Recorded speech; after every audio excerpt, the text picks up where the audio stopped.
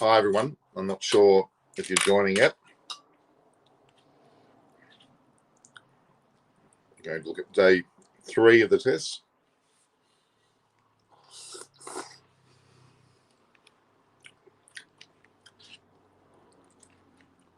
People are not joining.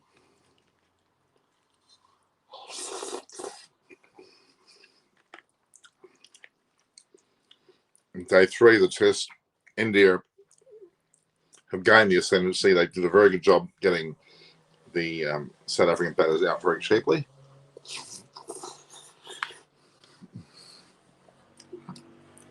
One snag, of course, was Peterson.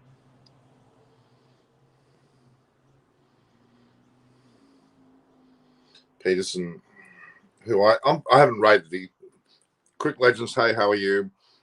Kumar, Shanu, and Udit. How are you? So, how are you all, guys? We're basically looking at a situation where Kohli and Pujara may well be in a significant situation.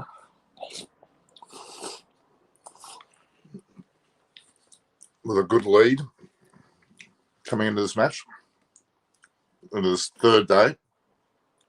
Of course, the first day, India didn't bat nearly as well as they should have. But Kohli batted fantastically for his 78. We mustn't think that was a 79. Was it 79? It was, in fact. But Peterson got 70. He edged the ball, I don't know how many times, which dropped short of slip. It was embarrassingly so. Very frustrating to see all those dismissals, potential dismissals not take place. But I've got a lot of time for Kohli. I think we've got to really be very thankful of the way that he has played. Abhishek Sharma's joined us. I think that Ashwin is a home track bully. Well, he is, but he's also a good bowler. Look, he's still got to bowl the second innings in this innings. We'll see this test. We'll see how well he goes. I'm predicting he'll do well. But anything over 200 is going to be very hard for South Africa, even though they didn't get it last match. They get Dean Elgar out early, they're going to be in deep trouble. He's the key to this innings.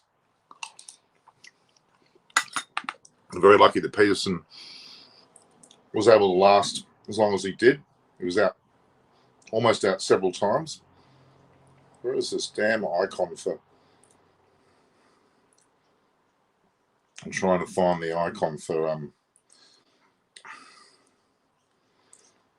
I've got so many icons on my iPhone. So look, let's not knock Ashwin now. Ashwin is a fantastic bowler. He's 12th, taking the 12th most wickets in international cricket. All he needs is 5 or so more, and he's going to be in the top 10. Nothing to be sneezed at. I'm telling you now.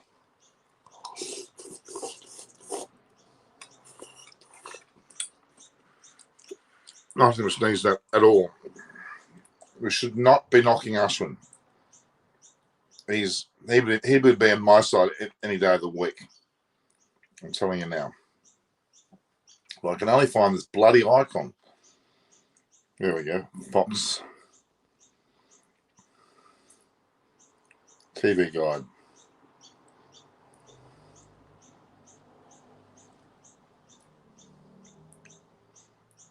Where's the Fox? Let's just go any broadcast, shall we?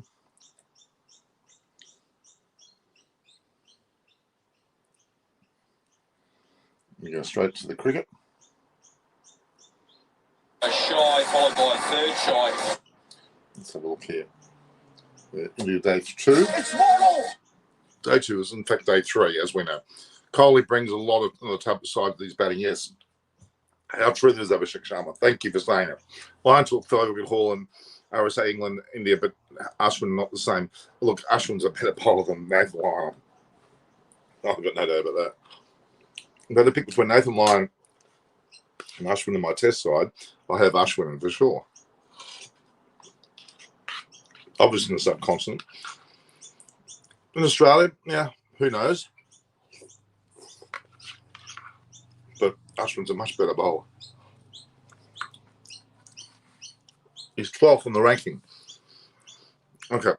I'm so happy to get host Malaysia to qualify for Commonwealth Games. That's true. Let's hope they do that. Ash performed in Australia. He certainly did.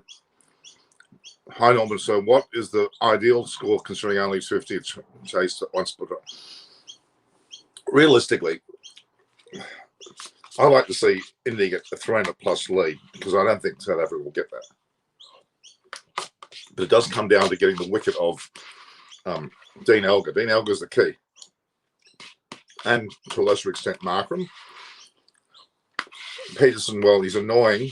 He was so lucky to get where he went to, but gee, Sharmi, Bumrah bowled fantastically. Machado bowled well. Hi, Ryan PB. Ashwin has done enough. He has 450 test wickets. He is as good as Lyon. Yeah, absolutely. There's no doubt he is. He's 12th on the list, 12th. That's nothing that he stays at.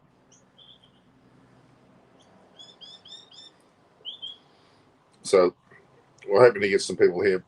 Gurkha Gill was fantastic yesterday. Baram was fantastic. I had Siddharth as well. Quite a few very decent people on the show.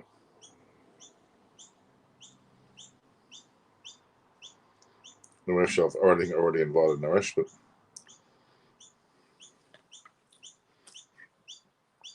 we've also got, not only have we got this test match today, we've also got the fifth test in Hobart tomorrow, which I can't go to. I'll be busy with something I'm doing. But the fifth test between Australia and England, the fifth Ashes test, it's a day-nighter. It's a pink ball test, not a pink test, but a pink ball test. Down in Hobart, starting at 2:30.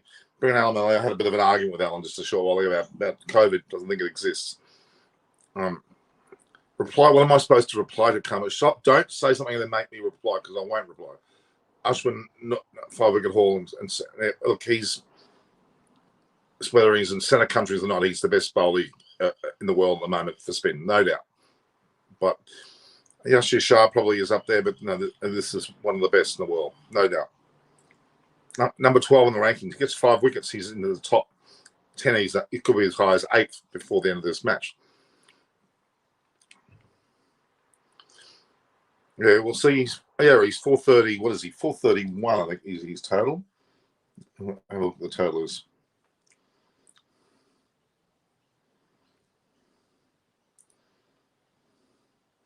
Let's find out what his total is. Here we are.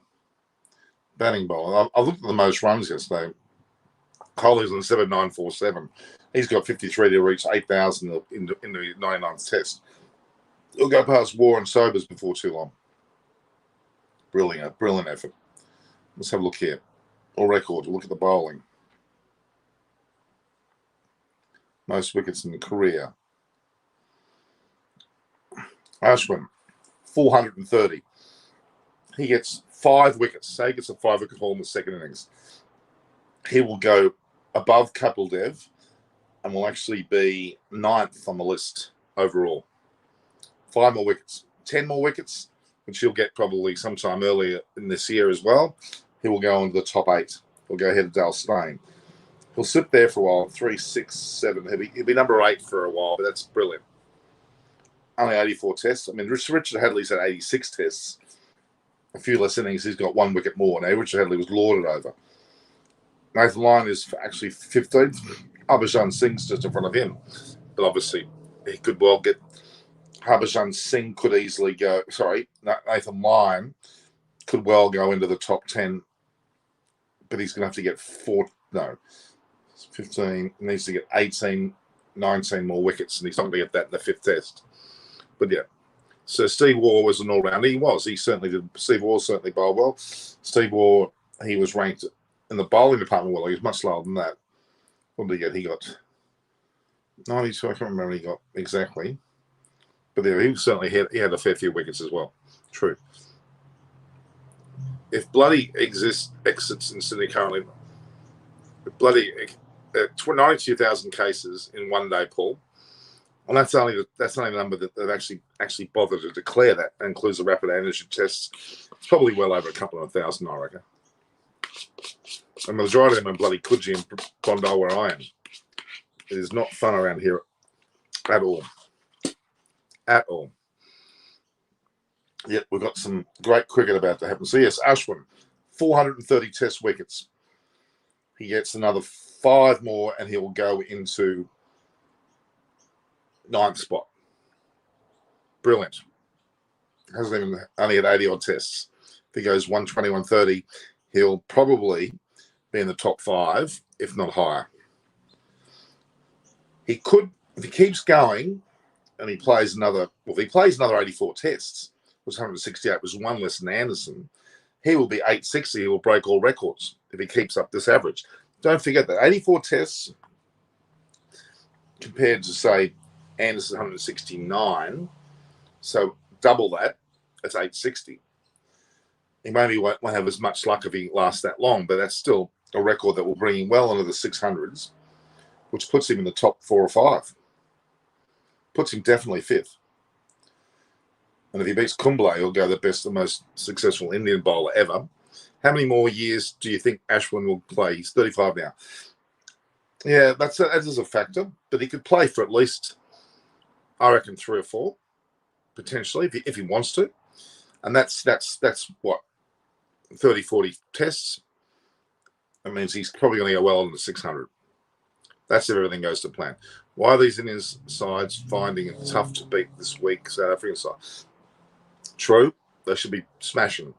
This is a weak South African side. What will be the winning total here for India? I think India will be bowled out here for them. India will be bowled 175. I think India will get well past that. Well, they're going to need to because South Africa could well knock that off. To be safe, they need 275. Lead, maybe 300 to be absolutely safe. They've got time to do it.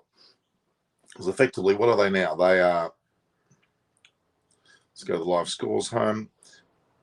They are, India are already leading by 70 runs. And they're 2 wickets down. Now, they'll get more than another 100 runs. They'll probably get 150 at least. And that would mean 220, but I think 200 more is on the cards. Manoj Ashwin is home trot. But no, look, no, I don't think Lyon's a better test bowler at all. I think he's a good test bowler. He's not a better test bowler than Ashwin. Ashwin is a very good bowler around the world. He hasn't had much of a go of late, as he probably should have. Well, in 25 minutes' time, we'll see Kohli and Pujara into bat. Role of Virat today is, I reckon, score as many runs as he possibly can. He needs to get 50 to 100. Like Joburg, can South Africa chase around 253. I think they're going to find it difficult to chase it this time. I feel Marcus Harris got a bit unlucky. No, he didn't. Not at all. Khawaja absolutely deserves to be given the opening spot. And he's been set aside, Marcus Harris, and Travis Head's back in. That's a very strong Australian side. Scott Boland's the one that's endowed with his fitness. But no, there's nothing unlucky about Marcus Harris played 14, 15 tests, and he hasn't scored a century. What's unlucky about that? Plenty of time to score a century, he didn't do it. And the last match, Khawaja comes in and goes, bang, bang. So no, not even slight disrespect, but I've got no respect for Harris being the side ahead of Khawaja, not a hope in hell. Bishnu Prasad Diaz, 240 chase, sorry for that. 240 was chased last match, you're right. So I think we need to get close to 300. India's struggling with their batting since last few months. No, they haven't. They're not. They're struggling. The South Africa are struggling even more. South Africa got 210. India got 223. India at 257. Well, let's just see how good Pujara and Kohli go. Smith is better than Virat. And Smith's been waning as well. I mean, really, Khawaja, he's the one that's leading the attack at the moment. Paul Newman, I'm glad that Harris got dropped. Best news of the day. I totally and utterly agree. Can India chase 300? India chase 300. They're not chasing. They need to set 300. What target would be ideal? I think 300 is more like it. Ashwin home track. Well, he's got 430 wickets. There's nothing home track about that. It's only one partnership of 100 to score. Okay, Smith. Guys, stop spamming. Stop putting the same comment 10 times. If you do that again, Kumar, Shanu, and Song, if you do that again, I'm just going to not talk. I'm not going to mention your comment. Okay, if you do it 3 times, or I do it once, that's all you need to do. Okay, please. So Sydney, South Africa got 210. They probably shouldn't have got that much. Peterson somehow got 70, and he looked atrocious early on. Could have been out many, many times. The balls didn't carry to the slips. I'll build ban those guys if they start doing. What about Keegan Peterson in his class? Not really. I found him very weak. He played some good shots, yes. He played some good shots, yes. But at the same time, he also nicked a lot. And eventually got nicked out anyway. He's a long way from reaching, the Umla class or AB de Villiers. He's nowhere near that. Umla and AB de Villiers look much, much better at this stage of their career. Smith's not a better batter than Vera. I don't agree with that at all. No. Smith's a very good batter, but better than Vera, you can't say that. Hummerson or Harris has made many chances, can't make a big score, not the future. I totally agree. How can you expect to stay as an opening batsman for the Australian side when they demand hundreds and they get hundreds and you're not score one single century? And then Khawaja comes in and scores not one but two. The down under dogs trail, yes, I have, Ahmed. Yeah, Abhishek Sharma, maybe his antics are more anti-zone. Barry Ballsit, there we are, I agree with you. Seriously, it's going to be a very exciting test match. We're into only day 3. We're already well into the 3rd innings. That means there's going to be a result. That's for sure.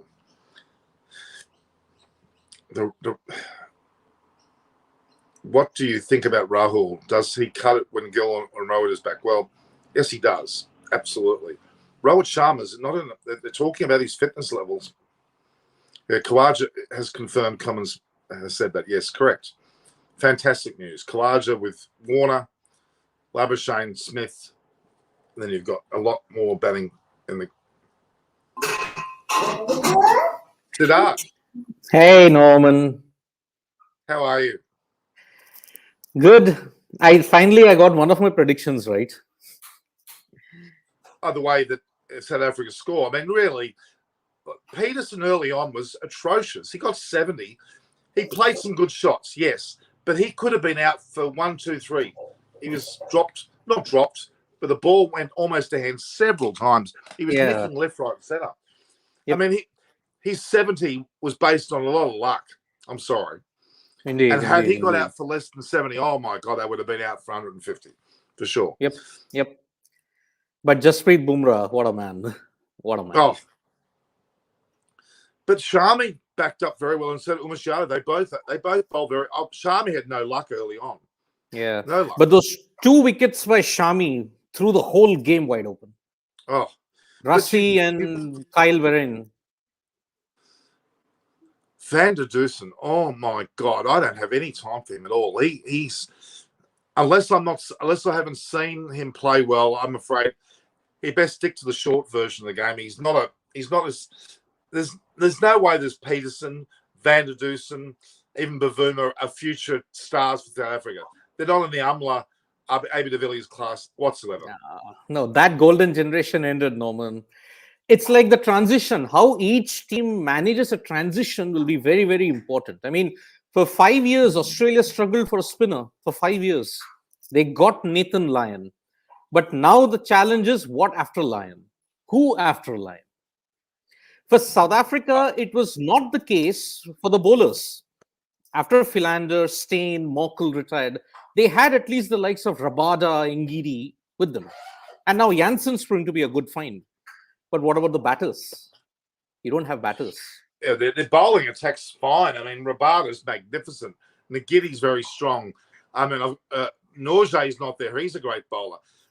This Dwayne, I'm not Dwayne sure. Oliver, not that good. But Maharaj is pretty tidy as a spinner. So they've got a pretty good bowling lineup. Quinton de Kock going so early is a huge travesty. I mean, he's another big hole they're going to have to fill because he could bat as well as keep. You know, Yep. so Robert M is saying, "Hey Norman, do you think India quick since enough? They're a great bowling lineup, India. I've got great confidence, but they need to get Dean Elgar out. Dean Elgar's the worry for me. He worries me. After last test, he's the big worry. So Get Ashwin into bowl to a left-hander. Get Ashwin in, get Elgar out, and that's it. Game over. See, Ashwin's, if he gets 5 wickets, he's ranked 8th or 9th in the world. Yep. Not ranked, Indeed. sorry. He's the 8th or 9th most prolific wicket taker. That's incredible. Yes. And the pitch will dry up. And it's starting to spin as well.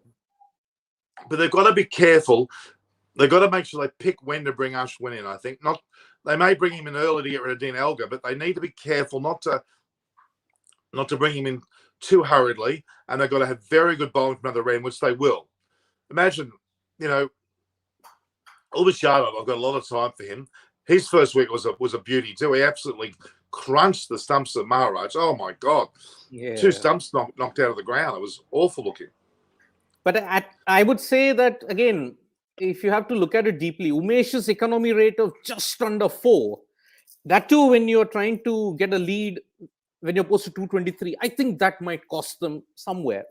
It might hurt them, but we don't know how much. Because Umesh, again, he goes for wickets. He's a wicket-taking bowler. But again, he's like Mitchell Johnson of the old. Can bowl to the left, can bowl to the right. Yeah, I mean, but look, I don't he's mind accurate, a bowler. he's steadily. I don't mind a bowler going for a lot of runs. As long as they take wickets, they're doing their job.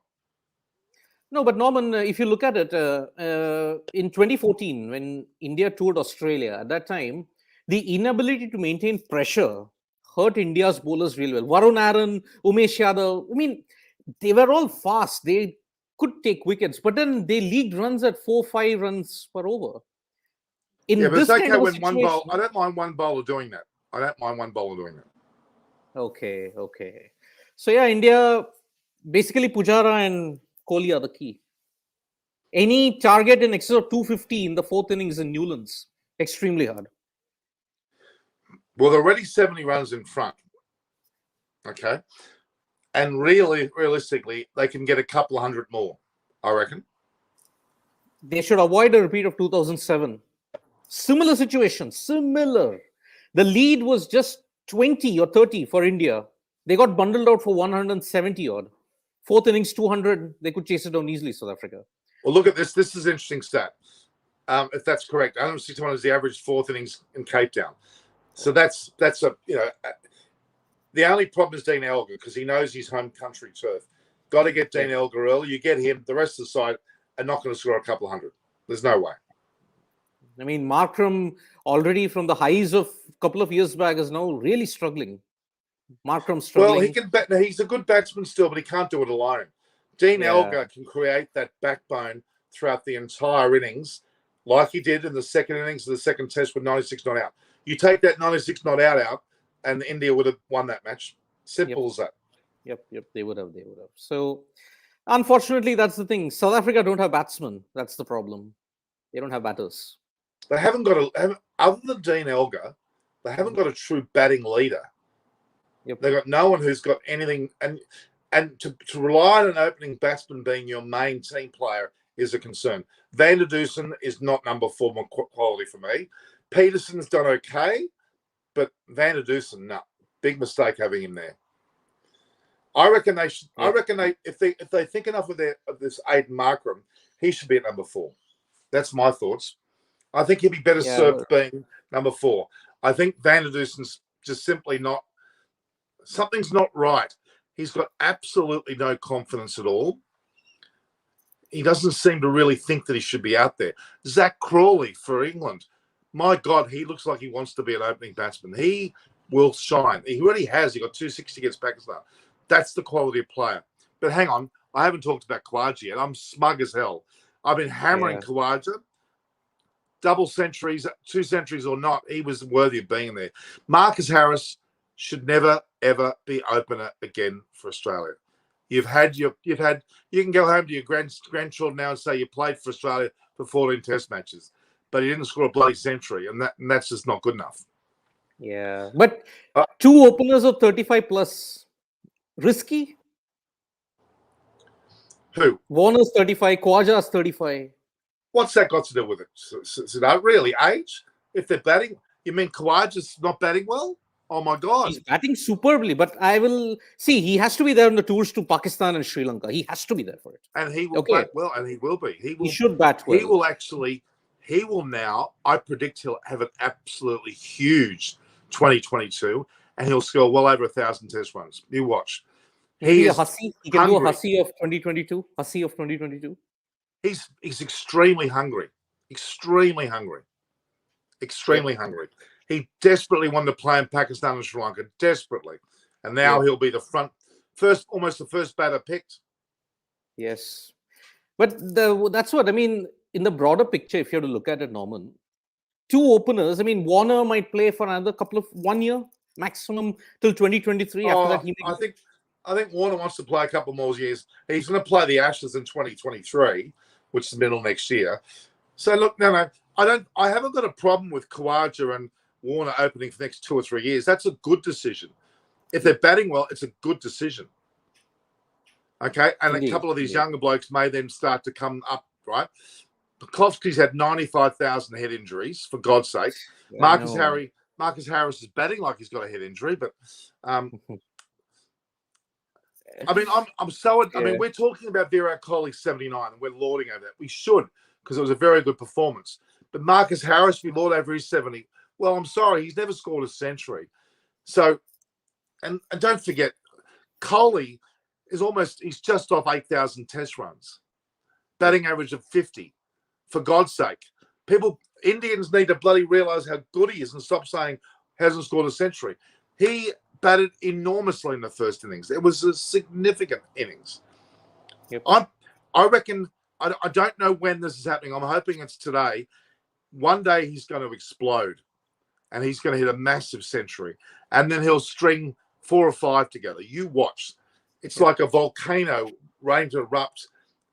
We know he's batting well. He's batting well. Indeed. He is. He's just unlucky. Well, maybe against Bangladesh, his 100th test will be against Bangladesh, correct? Oh, Bangladesh.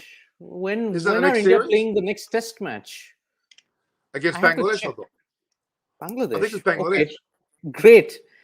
He'll score 250 and then another 200 the next innings, then off he'll go. Yeah. I'll have to check. I don't know the exact FTP for 2022. What is it? I mean, after this, what are India's skills? But I don't know whether we can host that many matches in India, looking at the COVID situation. Unfortunately. It must be pretty Sri bad. Lanka. Oh, he may probably play in Sri Lanka. He'll have 100 tests against Sri Lanka. Oh, 2 he'll tests kill him. and 3 T20s. Yeah, he will. When do they play the test match? He will. February. Oh, that's at home. But the venues not decided. Venues are not decided yet. But it's in India. It is in India. Part of the Oh my ICC God. World Test Championship. Yeah. Oh my God, Kohli! I'm predicting him to go. If he may well get his breakthrough innings today, he may get 100 today. We don't know, but I tell you what, 100th Test match at home, I'll put $500 on the fact he's going to score a century. Yeah, maybe that is the thing. Great theatre. Yep. Indeed. I mean, I'm just telling you one thing. 100 in maybe say, I mean, if he gets a century in his 100 test in Delhi, what an occasion that will be. His hometown. Now we're getting knocked. Barry Bolsit, which sounds like bullshit, is knocking your background and my background. We've gone to the same background. We're both in bedrooms. So Robert I'm in my is asking about Bryce Street. Bryce Street, something Hunt. There's a few Bukowski. They got to wait in the wings a bit now. Khawaja is not going to let go of his position now. You watch. Khawaja will go ballistic. For the next 12 months, Khawaja's on 3,000 test runs. He'll be over 4,000 by the end of the year. No fear. And Stringer, you watch. He's got this. Who comes back after 2.5 years after being dropped and scores 2 centuries in the same test match? unless you're motivated as hell. Yep, indeed. I think that motivation was there in the pre-Ashes build-up also. I mean, both Head and Khawaja were battling it out in the Sheffield Shield. Both got hundreds, but Head got the nod in Brisbane. So, luckily, both are there. I think both deserve to be there in that. But well, they let's both see. scored between the two of them. They've scored 3 centuries and a 250 or something. Yep. And they're almost the leading run scorer for Australia. And if you look at it, I think no one apart from these two have scored 100 in the Ashes, right? No one apart from these two. In the Australian team. Oh, no, Labuschagne got 100. Oh, in Adelaide, yeah. He got one in Adelaide, yeah. But I tell you what, he was in his 90s. He got dropped about half a dozen times too. So he was lucky to get through. Yeah. Yep. Two times he got dropped by Butler. Butler dropped him twice. Well, Robert M., thank you for you put a contribution there. And the reality is, Robert, that I'm going to get you a book, I think, too. Matty Hayden in the future. Like, to me, Khawaja, they were the most sublime centuries I've seen in a long time. They were absolutely consummate centuries, weren't they? Both of them. He hit the ball against the second new ball. He batted beautifully. Really, faultless play. It was just glorious to watch. Marcus Harris will never go that well. Yeah. I think you've got to compare it with Marcus Harris and Agarwal. But Mayank Agarwal, no way. How many centuries has Mayank Agarwal scored? He scored centuries, hasn't he? He scored 3, if I'm not mistaken. He scored 3. Yeah, but that's more than none. Yeah, that's true. That's true. Look, if you're coming into the Test team as an opening batsman, apparently in form from England, you should have scored in this Test series at least 1, if not 2, Test centuries. Yep, and he didn't go close to on any occasion. And this is his fifth, it would have been his 5th Test match in a row. No, that's too long. And the many before that as well. But I wonder though, Sid, what if Khawaja got 80 and 50? Would he have been in the side? No. I wonder. So this is how ridiculous the whole thing is. Khawaja's head over heels better than that. Bahram Irani wants ice cream. Well, don't look at me.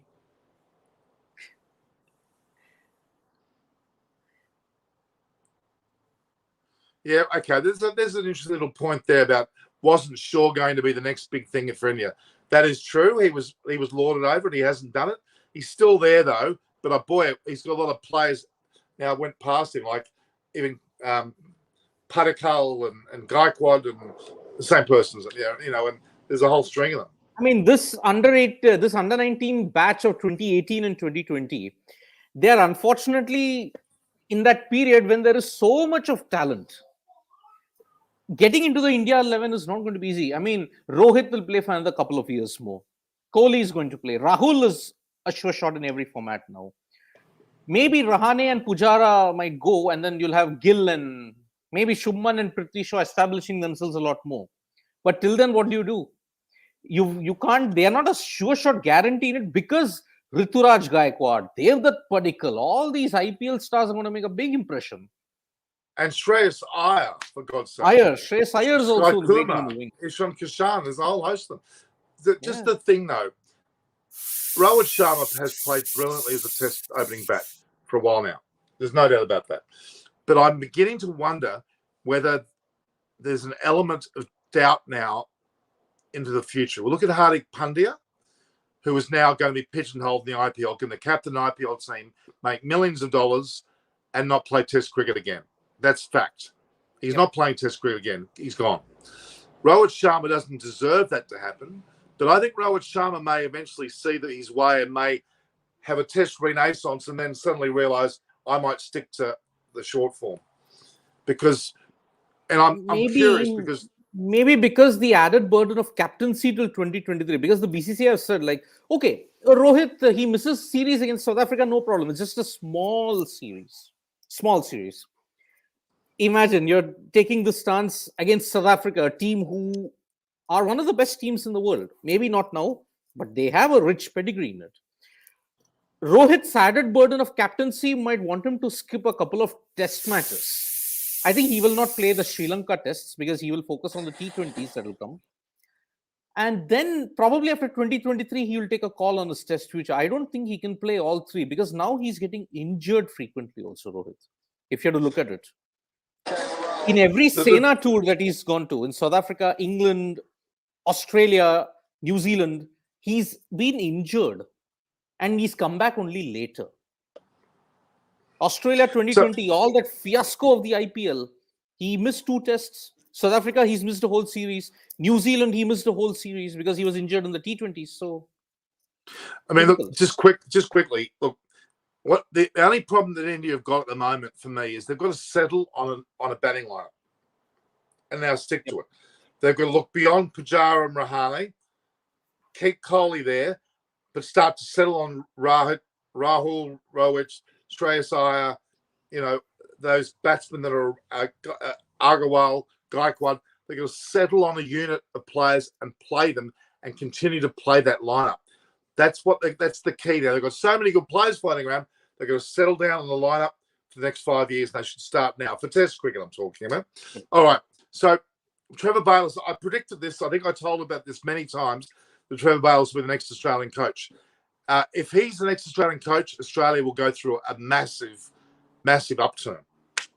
Yep. He is a magnificent coach. Especially for the Asian tours, his inputs are going to be massive. Oh, his knowledge of Sri Lanka and Pakistan is immense. He was very, very good for England. He knows how to, and he's also a New South Welshman. He knows the New South Wales setup. He is a damn good coach, and he knows how to take a back seat. He doesn't overbearing. He is probably the best coach Australia's got. Jason Gillespie's up there as well, but no. Trevor Bayliss. Norman, if Trevor Bayliss comes, that's why I asked that question of Warner and Khawaja. Warner and Bayliss, Sunrisers, won't that be a big problem? Yes, it will be. That's why I asked the situation with Warner. If Bayliss comes, have they buried the hatchet? Has the water flown under the bridge between these two guys? It could spell an end to Warner's career. Not immediately, but over a period of time. What's his name? Justin Langer, who doesn't like Khawaja, by the way. Flat doesn't like him. Okay, he has to put him in there. He's got no choice. Trevor Bayliss absolutely lords over Khawaja. Okay? Yep. You will listen to my words. Trevor Bayliss is coach. The Australian side will be full of New South Welshmen. I'm sorry to say, but it will. Jason Sangha will get a berth. Khawaja will be there long term. Curtis Patterson will return. They'll be the players that will come back into the fore, and they're all good players. Curtis Patterson's got a batting average over 100 playing for Australia. You know that, don't you? Khawaja, we've seen what he did. Jason Sangha, oh my God, if he gets a move, he could be another Greg Chappell of Indian derivation. He's that good, okay? Yeah. So that's the Trevor Bayliss legacy. I'm telling you now. It will be a bit New South Wales centric, but not totally. But he will put in, and if Warner doesn't shut up, he will be dropped. Yeah. But that's actually a good thing, not a bad thing. Yeah, ever since they won the World T20, I think Warner's mellowed down a lot. A lot. I don't see any kind of chat from him anymore. Yeah, because he got smashed in India by the Sunrisers Hyderabad issue, which has really hurt him. Because Sunrisers Hyderabad are not picking him again, and I haven't heard Ahmedabad or Lucknow pick him up yet. So that's what's going to happen then. I'm curious. CSK, mark my words, he might go to Chennai Super Kings. They need an opener. If Faf doesn't perform, you need a backup opener. Rituraj and David Warner. Whoa. Okay. As long as Warner's got no aspirations of captaining CSK, then I'm happy. Yeah. He won't. You mean to say Warner will go up against Dhoni? No chance. Look, Dave Warner, after all, is after this. Yeah. Okay. But Norman, on a serious note, I think Royal Challengers Bangalore might. Hang on, have we got a wicket already? Uh-oh. Pujara I think so. Gone. Pujara went first ball. Oh boy. Oh boy. Oh boy. So Marco Jensen, who's come out of nowhere, is Janssen, bowling yeah, really well with Janssen's his got height. him. Pujara, Oh I'm boy, not second ball. totally Second surprised. ball. Yeah. Oh boy, Pujara's gone. Oh yeah, big fat edge on that one. Very incredible Yep. catch. Incredible catch. Keegan Peterson. My God, that's Yeah. not the start But you want. now Rahane has to step up. Pujara, his tour's done. Now we'll see what happens when they come back to India. If Rahane fails, game over for both of them. Okay, if Rahane fails and they lose this test match, that's Game it over. for Rahane and Pujara. I'm sorry. That's it.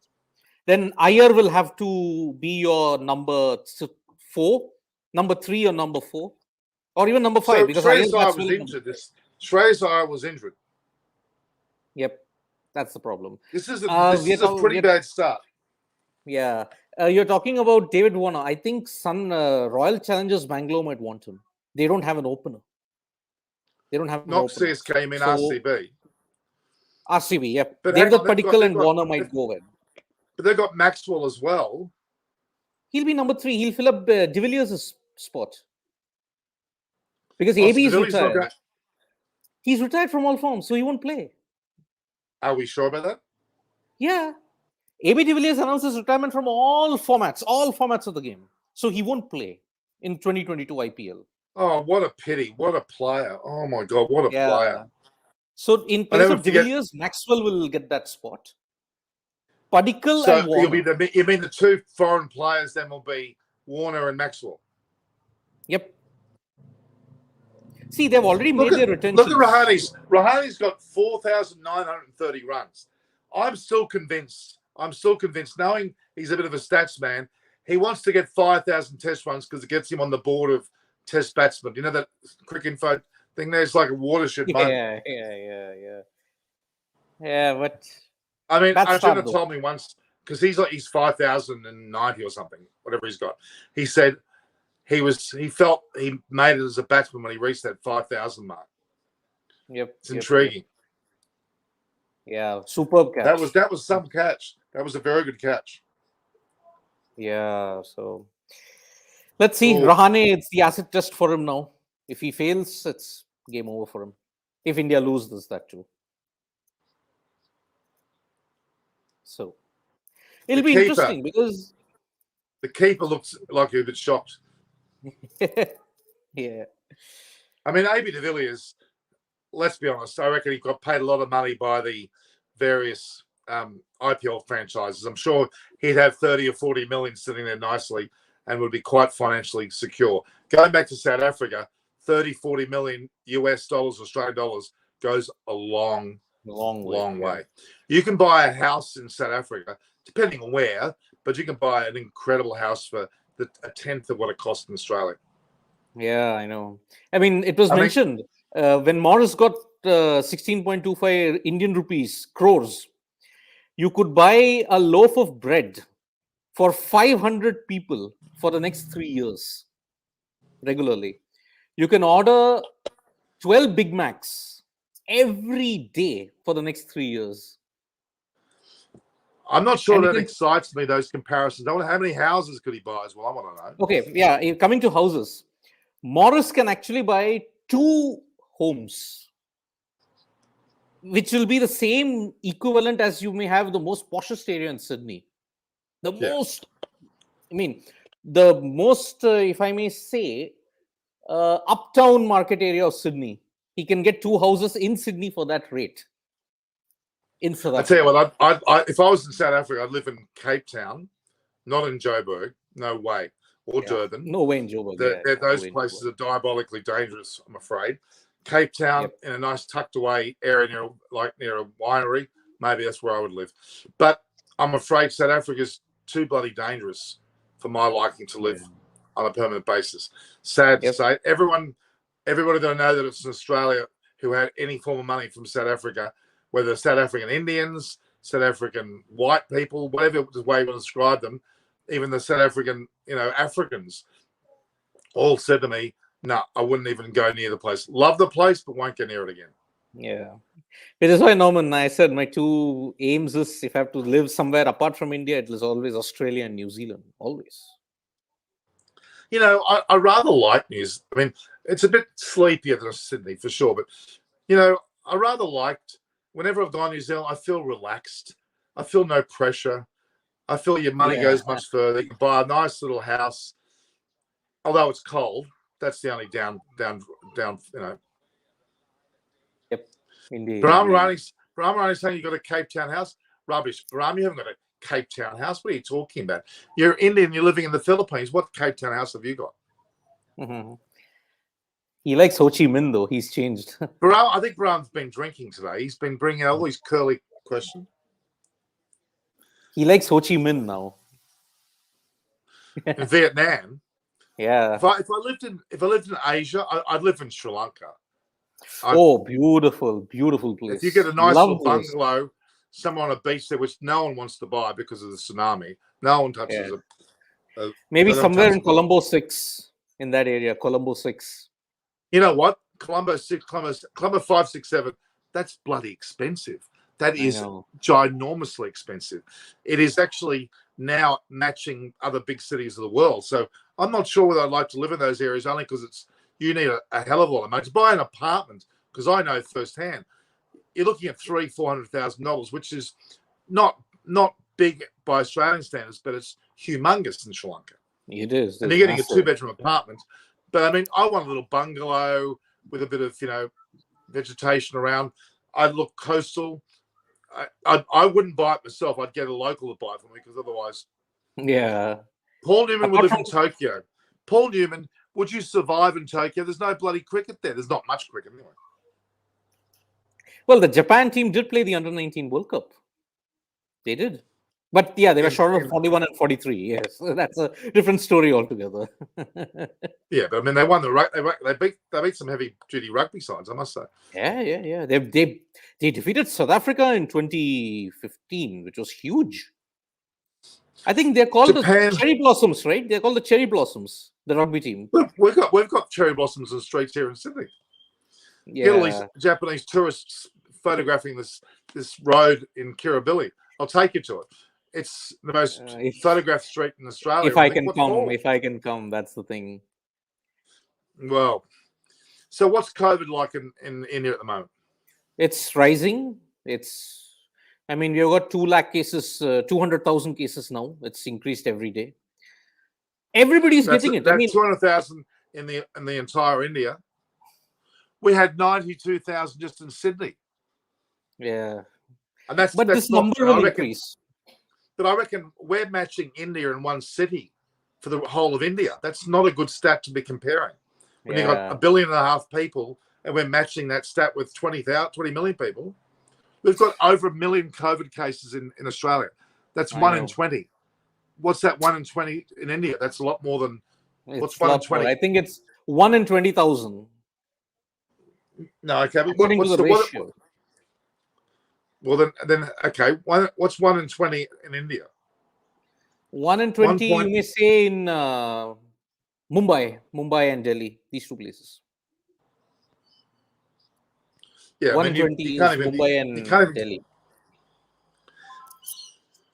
Oh my God, was that a catch? Oh my God, Rahani's gone. That's it. Game over. Is he out? He's not moving. Maybe they're just checking whether it went.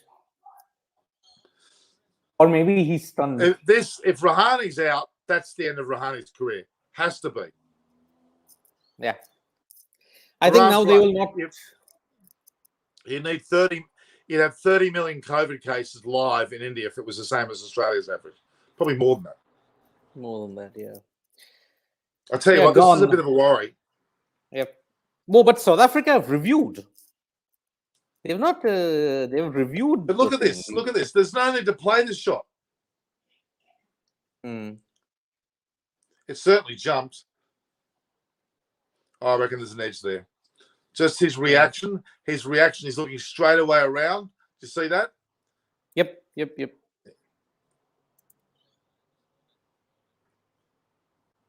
Yeah.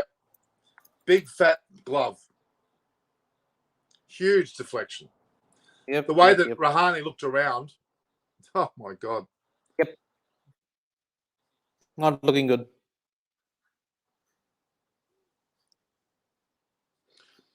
All right, what's your last words? Looks like Rahane's out. No, hang on. Yeah, Rahane's gone. Rahane's out. Rahane's gone. Kohli Oh holds my the key now. God. If Kohli can hang in and the rest of the batting can chip in with another 150 to 200 runs, then and only then India have a chance. If not, But I mean, it's two of over. the most experienced batters have just gotten out. Yep. Now In Pant shots- will have to really buckle down and play well. There's also a test for Pant's batting credibility now. This is where somewhere you may miss the solidity of a Hanuma Vihari. Maybe this is this kind of a situation. Yeah. I mean, no, the same as the Marcus Harris scenario now. It's time. Rahane, it's time. Shreyas Iyer and Hanuma Vihari after South Africa, make these your two permanents. I think it's unfortunate. And then when Rohit Sharma comes back and Gill comes back, some more reshuffling. Yep. If Rohit comes back, Agarwal goes, Rahul stays. If Pujara goes, either. I don't reckon Agarwal will go. No, but then where will you fit him? He's You're not talking about the order since... to get rid of Rahane. Then where will Gill come? Shubman Gill. Where will he come? Gill, Rohit, Shreyas Iyer, and Vihari. Throw Gaikwad, and you've got 5 players who are now telling us it's time to get rid of Rahane and Pujara. No Rahul. KL Rahul. He's been your best batter in South Africa, England, and Australia for the past 2 years. Not Australia, South Africa and England for the past 2 years. You can't drop him. No. That's what I think. But now, now, it's the end of... this is where Kohli needs to really take charge here. If you notice that the first over or two, he had no strike. He had no strike. No, he didn't. So that's the thing. They were actually. Yep. They need another 200 more. Another 200 more. Only then they have a chance. Otherwise, I mean that ball jumps. But why didn't Rahane drop his gloves? I was an opening batsman. If I had a ball which was short, even unexpectedly, I'd drop my gloves immediately. Or you would duck and get hit on the body, If you I never ducked. I was always I swayed. The ball was coming towards me, I'd sway because you could follow the ball. If the ball's coming at you, you can get out of the way of it. But if you duck, you're in the line of the ball. I think a good opening batsman sways, and they sway and drop their gloves. Correct. The ball comes, you sway. Yep. Okay, Norman, I've got to go. Right. Thanks, Sid. Yep. Thanks for joining me. Hopefully, they need 200 more. India need 200 more. Only then they have a chance of winning. Otherwise, it's game over for them. They need a target in excess of 250 at least. What happened there? All right. Take care. Thanks, Siddharth. Thanks, Norman. Thank you so much. Bye. Talk soon. Ciao. Bye. See you. Kohli also popped the ball off the gloves there. Not the start that we wanted.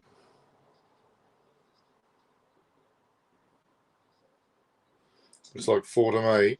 No, he's just... I'm not saying we'll let go of it. Is that in line?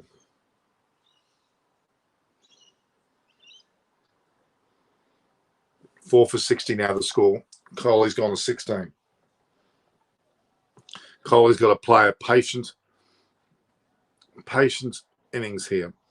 Take charge, take the strike, bleed these bowlers dry, make them pay for all the pains. 4 for 60. This is Kohli's moment. Kohli's defining moment in his career, in my opinion.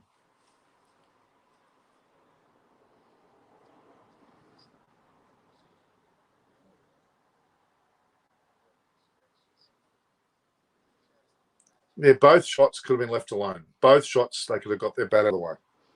When the ball comes towards you and it pops, you drop your instinct should be drop gloves and sway. Not like that. No need to do that. The ball's going up, you drop your gloves and the ball goes through. You know you're not going to have anything on the bat, so you bat, you drop, and you sway, and you might get a bit of a clip on the neck.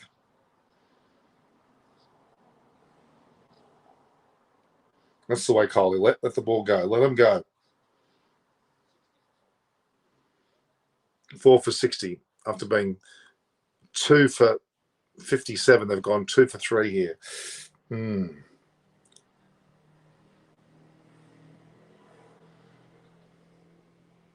Beautiful backdrop. That ground's a magnificent backdrop.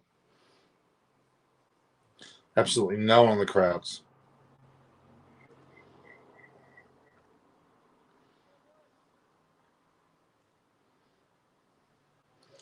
Rahane Pujara.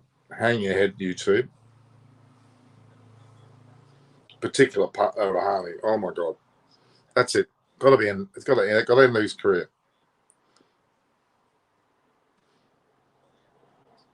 Scenic. That's for Container chase one of the last things they can, although they wouldn't want to go for any more than that. It's all going to come down to 4 for 73. India have got to ink out another 150. They're going to get in the 220s again. This Indian batting is injustice to Ive, Vihari, and Sky. I agree. And Rowett and Gill as well. And Richard and Virat stitched apart from around 100. Well, this is the making of these two. This is their time. Will Ash get help from the pitch on day 4? Well, he's going to need more runs to bowl to. Punt might try some shots with risk. Well, that's okay as long as he plays with volition. I've got nothing wrong with Punt playing shots where there are no fieldsmen.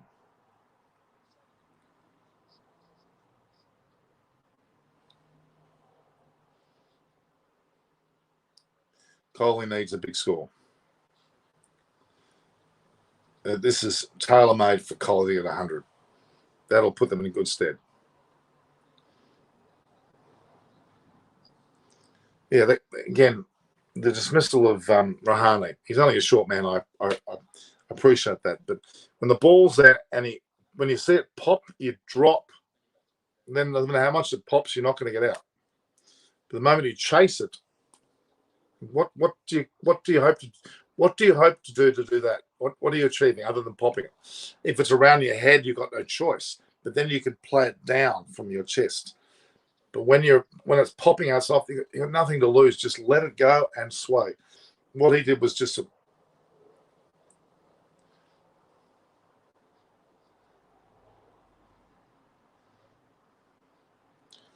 Rabada's the worry. Marco Jensen's bowled well too. Kohli's time to shine. You're right. This is it for Kohli. They deserve to win this series. South Africa does not deserve to win this series, in my opinion. They have not got a good enough batting side.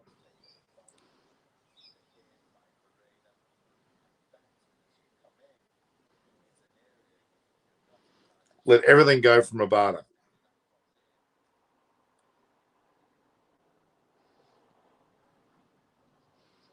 It is scary to look at. We knew if Pujara went quickly, Rahane would follow, and he's done that.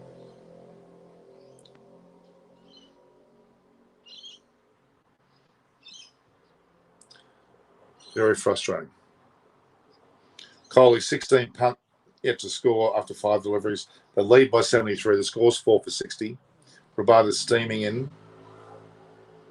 But that's what you do. You let the ball go. He's going to hit. The ball's going to go over the stumps. You let it go. I don't think it's as difficult to bat as you might think. There's been some poor shot selections, to be honest. And both sides have got very good bowling attacks. A safe target now, still well over 200.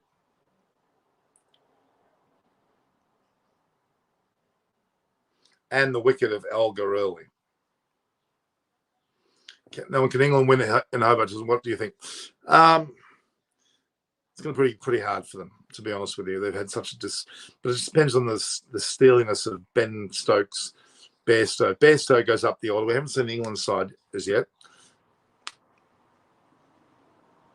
Kohli let everything go, make them bowl it, tire the bat. They've got perfect batting conditions, really.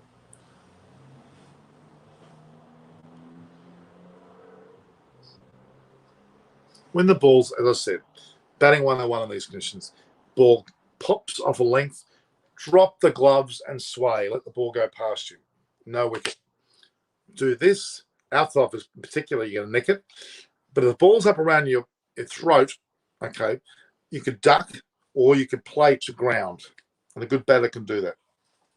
Not get inside it and pop it to a leg slip that's waiting for you. You know it's there. Manu John reckons looks like it's 4-0. Well,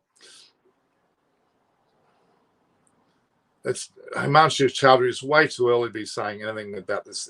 It's still well and truly on an Indian keel at this point.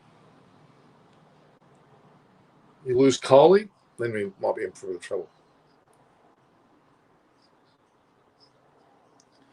1 second, guys.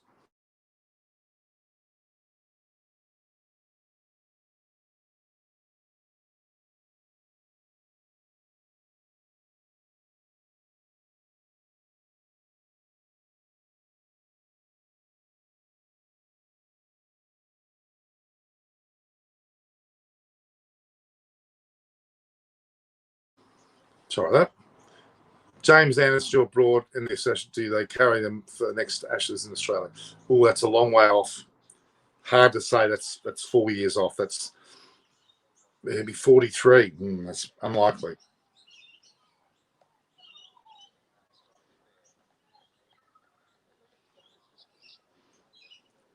Kohli's going to be, when the ball's there to be hit, Kohli's going to be aggressive. So Marco Jensen's taken 1 for 69, 4 for 55, 4, then the 3, then the 3, then the 2. He's taken 5, 9, 12, 15, 17 wickets. Marco Jensen's been a revelation here for South Africa. When you think that he's got Rabada, McGiddy, Norjay in the wings, pretty good bowling line.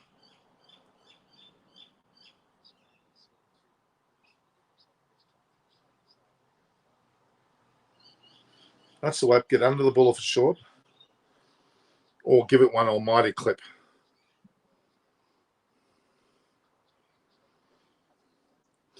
There's no point in comparing test matches here. This is an individual test match, and we'll see how they go. There's still plenty of fight in India. Don't worry. I have a lot of time for Shardul as well when it comes to batting, if he needs to bat well. Ashwin as well. They've got 4 players here who can hold this together, led by Kohli.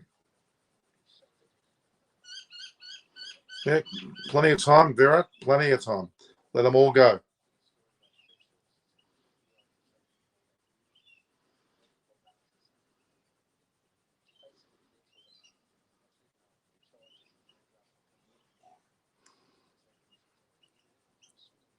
Yeah, Ashwin's very capable. He's going to want to get runs because he wants to bowl and take wickets. I mean, remember the day when Umesh and Shami hit runs with Bumrah? They have some fight in those guys too. Don't discount them.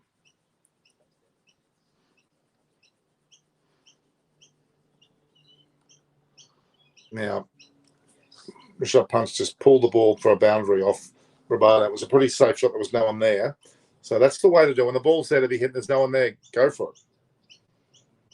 Be not blinkered. There was no one there, so he had plenty of room there. That was a very safe shot. I don't mind that. If he's going to hit it well. Exactly what he did. So if Rabada continues to bowl short with nobody back, he will clobber it, and they'll get quick runs. That's important for India, not only to defend, but also when the ball's there to hit it.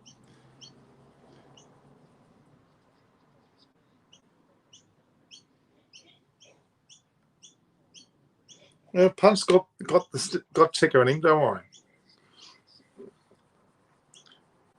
Rahane, very disappointing. I'm sorry. And Pujara for that matter too.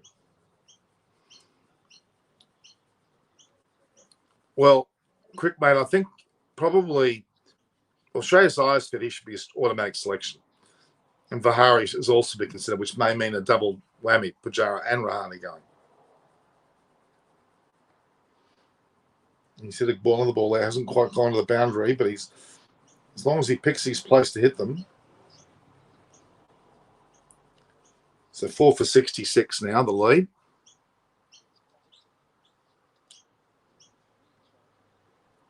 No, not the lead, but the score.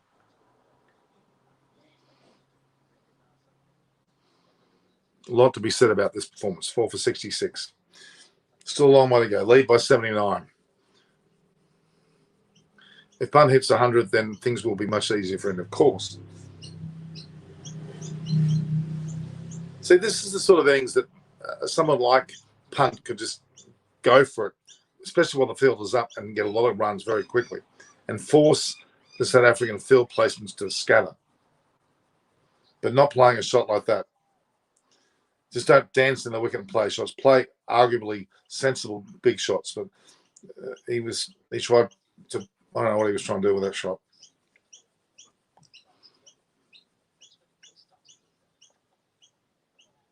Well played. The chances are that if Rabada digs in, the ball's going to be well over the stumps. Yeah, 100 from Punt is wishful thinking. I have to agree. He scores 8, 34, 17, duck, 27. He has not scored anything. He's scored 42. He's only scored 92 runs in 6 innings.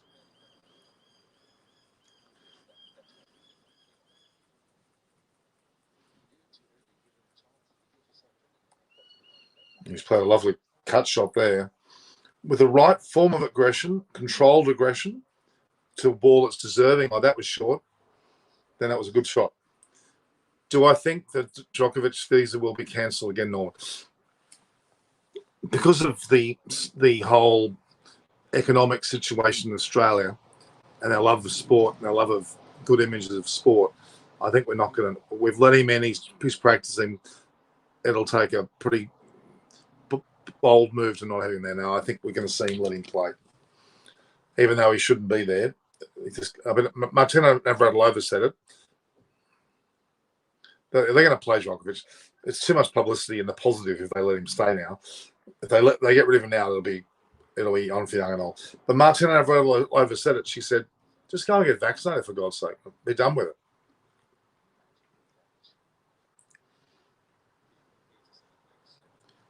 But you shouldn't have a player prancing around without any vaccinations around the middle of a court with tens of thousands of people watching who are not allowed to be unvaxxed watching. There's an inconsistency there.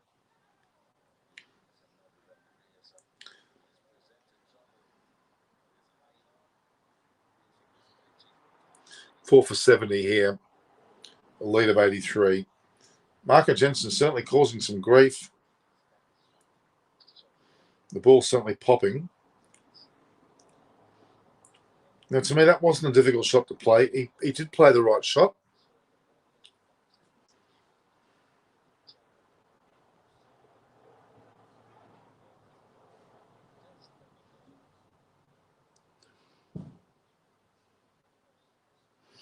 And Djokovic is about to reach 21 Grand Slams if he wins, which is going to be a big order for him to do.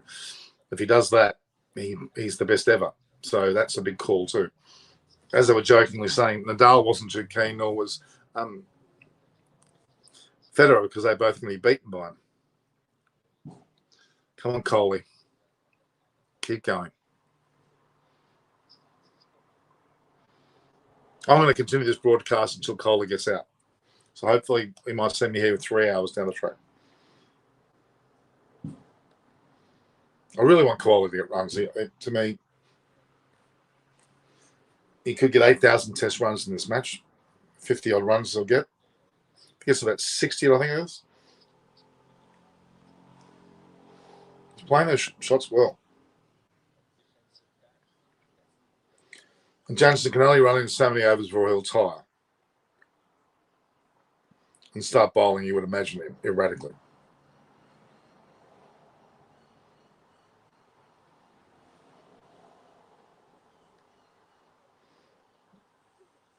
He's playing those shots well, actually. Would they be daring enough to have a very silly mid-off there? That's the question. He's a tall man, that's for sure. He's getting lots of lift. But Coley's playing a very dead bat, and it's not going very far in the air, which is good. He needs to down it. Not just pop it, but down it. I hope so. Bishnu Prasad does. I hope so. Really do hope so that this will be a clinching partnership. Let's hope it is. If they're 4 for 170, well, I'll be very happy. So they are putting a silly limit off. Intense pressure, that is for sure. Coley will just play a big drive. That's what's going to happen there.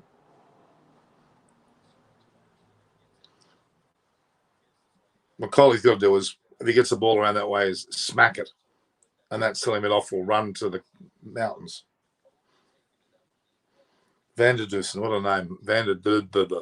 Can't stand him.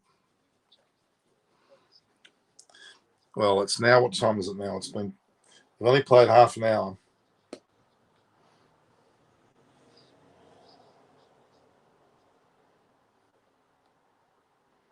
No, he's just going to play more control over that shot. And when a loose ball comes, heaven help that guy in close. He'll whack the bejeebers out of it. So 4 for 70 is the score.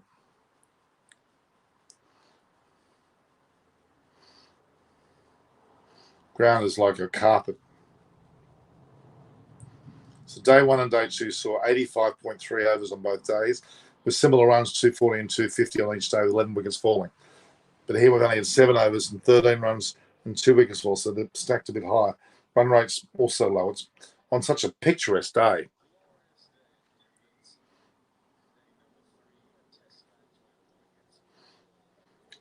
Well, they've got to try and bat today out. It's their major target because they won't ever.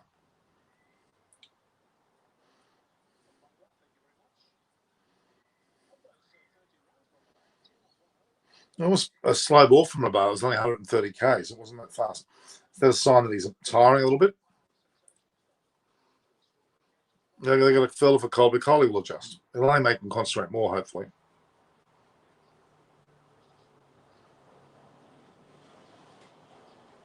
Because Mark Hutchinson can't keep bowling that ball. He'll eventually bowl it too short a ball and it'll be whacked.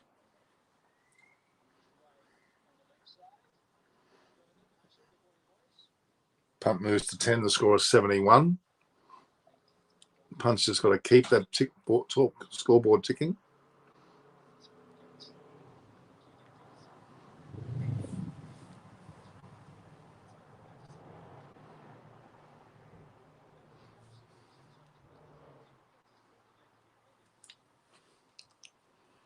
It was a great catch by Peterson, I must say. Rahane hasn't gone into his blue outfit yet. Yeah, because he knows he will not wear the Indian whites for too much longer. He's got to be dropped. That's it. I draw the line. Like Marcus Harris, Rahane, I've got to draw the line. Unnecessary. The ball pops up, you drop your gloves and sway.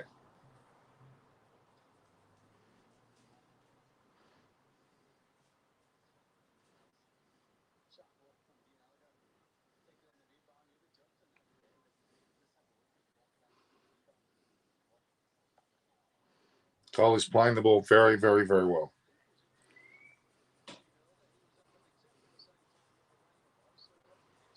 Rabada not retained by Delhi. Your thoughts on it? Well, that's madness. He'd be the first player I'd pick. Didn't have a best of seasons. Look at him now. He's bowling tremendously well.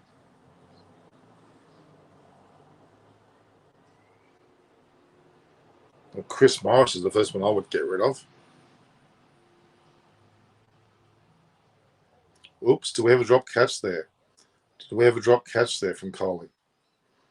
Rabada looks like he's bowled a ball that I'll describe this again. If you watch this dismissal, or almost dismissal, no, he was nowhere near it. But Coley's the ball's bouncing high and he's following. What he needs to do is drop the gloves and head out of the way. Let it go. No benefit. Or if you're going to play it fully.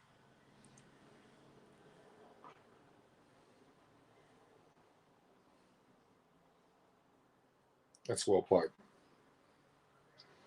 Rabada will start to tire now, and so will Jansen, and that'll be in favour, which is a big start for the IPL. Well, he hasn't played for so long, and I don't know. Norjay is a much better player for sure, perhaps than Rabada in the IPL. Now, in terms of Stark, well, some of the new franchises might want him, but who knows whether he's going to make himself available because he's Pakistan and Sri Lanka, and look, he's not going to go to all three, I bet. Showing what looks like a rugby ground. Looks like a fine ground too. Certainly not a cricket ground. Now, Marco Jensen, I reckon, has got a couple of overs left in him before he'll have a spell. And to bowl that short stuff around his throat, just get sway and drop your gloves.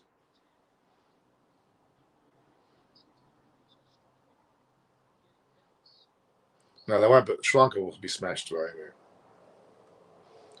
And there's Rishabh Pant playing a great shot, but not quite getting a boundary. He doesn't mind the short stuff, does he? So that brings him to 13. The score is 73. This could be a good fall for each other.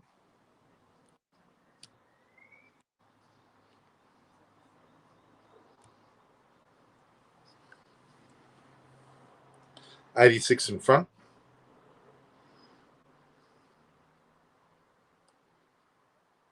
It's forced Jensen to bowl full of ball, and he's just got 2 runs hit off him.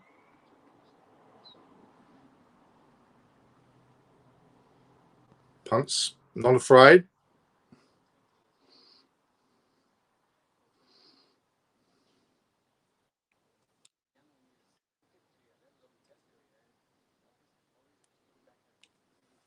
Four for 75. There's an 88-run lead.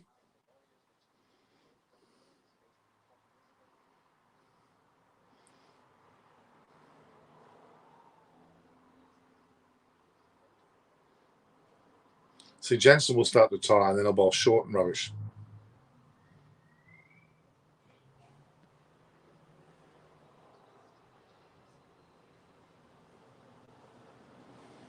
Yeah, Rabada and Jensen, I reckon they've got a couple overs left in them both. So that should see a first-class career, 21 20 matches and 9 wickets. That's obviously not Test career.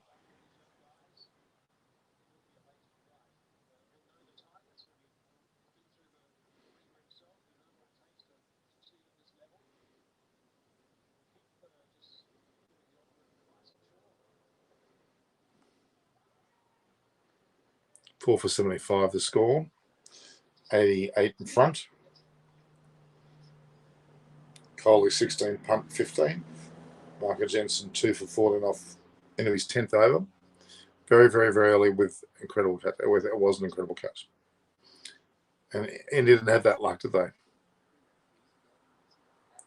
India must get pressure to score runs. Yeah, all right. Virat will start to take holes. So Punt's facing. And he's just nudged it there into a nice gap. 76 the score.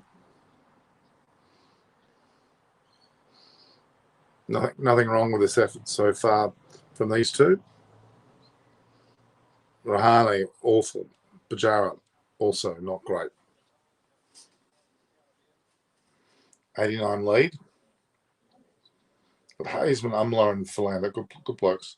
Afrikaans, Lewis, Wilkinson, Jedus, Liebenberg.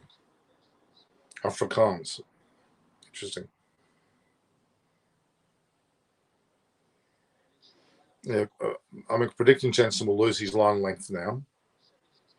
Balraj, because Kohli came back.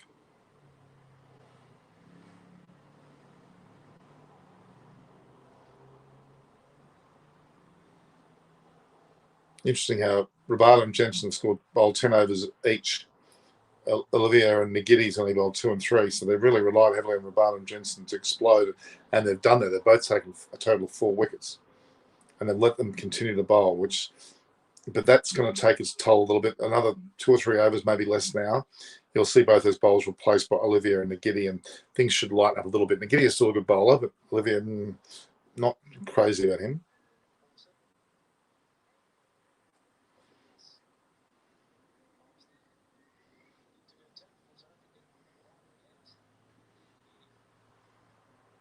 So Nagiti's already coming on earlier than I predicted. 200 runs is not going to be enough psychologically. They need to get 100 odd to get those 200. So not impossible with this batting lineup that's left. I think we just run out of. It's going to be a bit of a.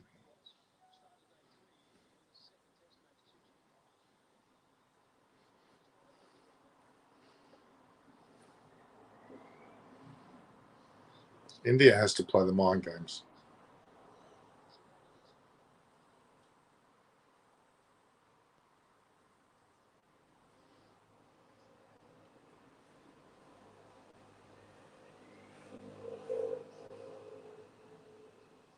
Nagiti bowling to punts. Oops. Nagiti's not a bad bowler. Has not had a run hit off him so far.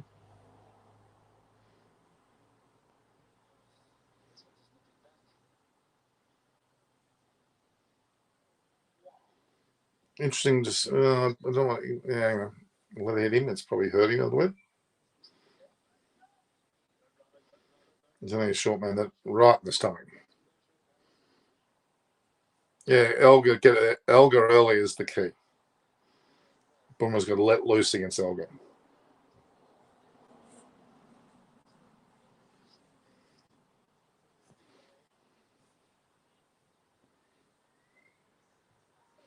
I don't know why there was any need to play that shot. So 40, almost an hour into the play.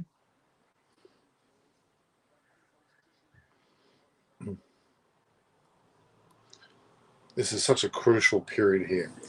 These two are both on 16, 4 for 76, leading by 89. They need to get minimum 50 in this partnership. Minimum.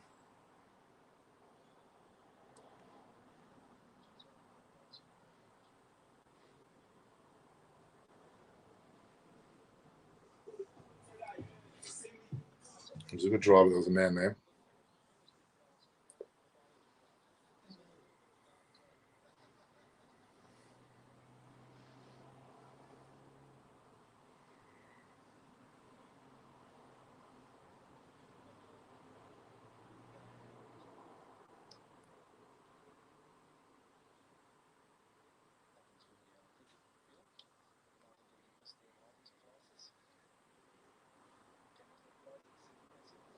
First day, and you're already asserting a bit of management authority. Is that right?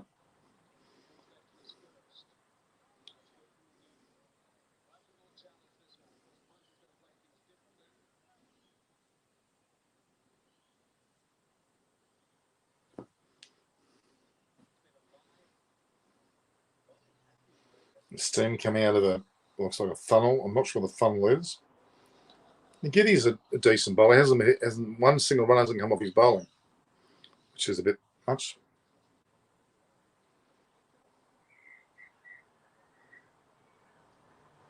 But Rajaseka, Barrage, you're right. Get Elgar right, and we can be in with a big chance. Beautiful shot from punt. Magnificent drive. That's a magnificent shot. Going to 80 at our lead of 93. That was a pleasant shot to watch.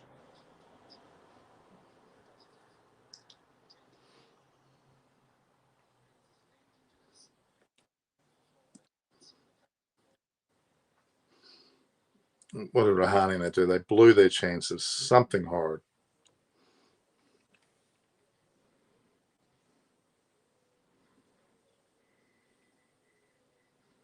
Let's hope it's punt day. We're not saying it's come on punt mania day. Let's hope, it's due. 93 is obviously not enough. Stream not ending until Coley gets out. No, that's correct.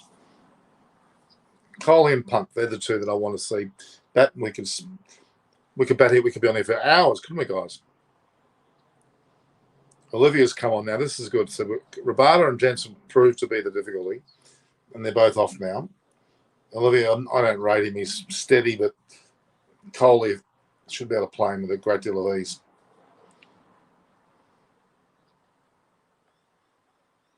Yeah, there's no pace threat there. College would on the front foot. 128 Ks, that's awfully slow. Military medium, I would call that. And he hasn't got much more on him. He's usually around that 128, 130 mark. It's not a scary pace. He's accurate, bit of movement, but he's not anything to get too excited about. These two batsmen are well above his standard.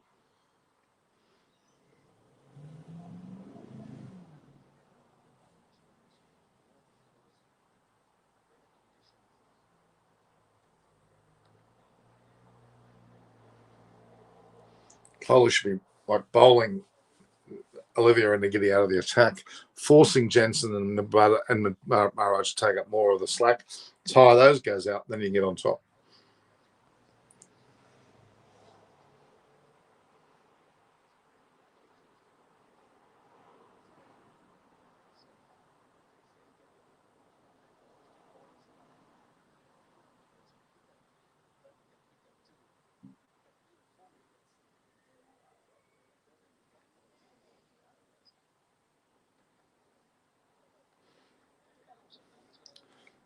$128 Ks, a short ball. Come on, get real.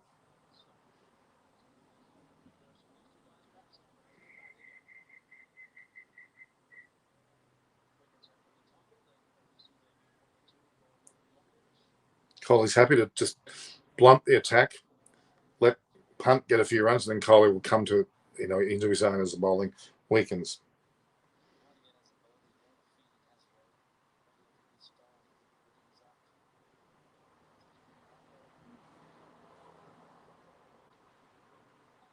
Well left, keep leaving those balls.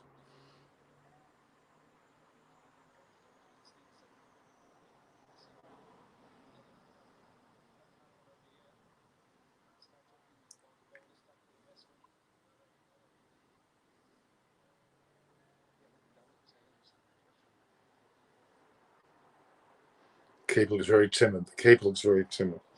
Not leaving any mark on my thing. Ashwin and Chandler Tucker all there.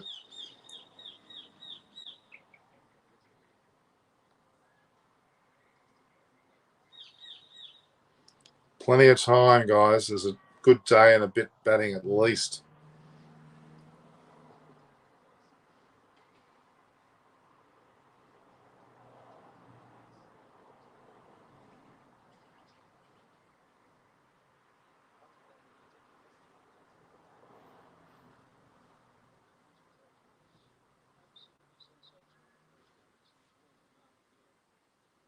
The middle sessions where he can really take charge.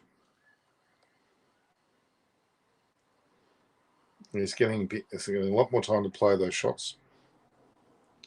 Kohli still seems a little bit circumspect, a little bit timid. Not quite as dominant as we know he can be. In his true top form, he would have smacked that for four.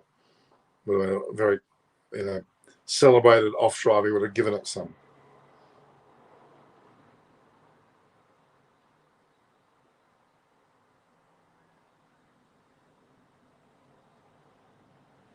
I'm definitely going to go to Dharamshala next time and Cape Town. Two grounds I really think I want to go to watch cricket. And also Gaddafi Stadium in Pakistan.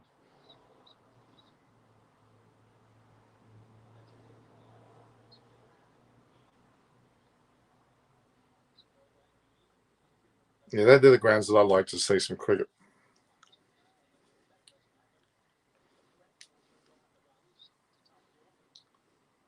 4 for 81.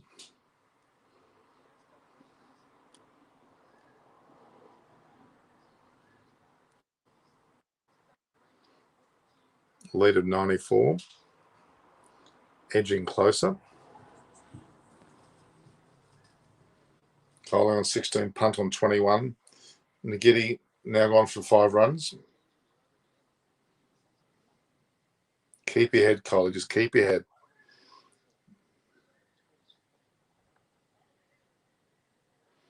He's a bit circumspect with his shots. He's not playing badly at all, but he's playing a little bit up with it himself.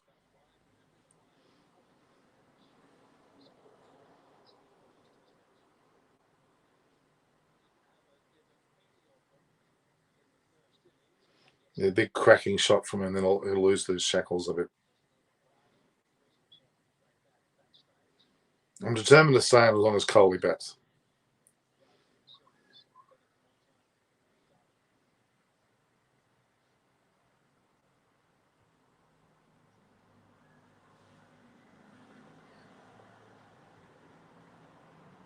That's a nice little tickle.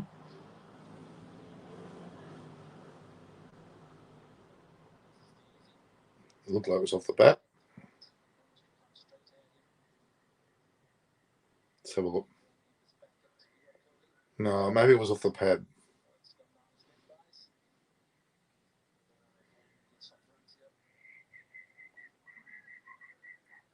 Yeah, they're giving it to the score, not as in leg buys. That's all right. I will take them.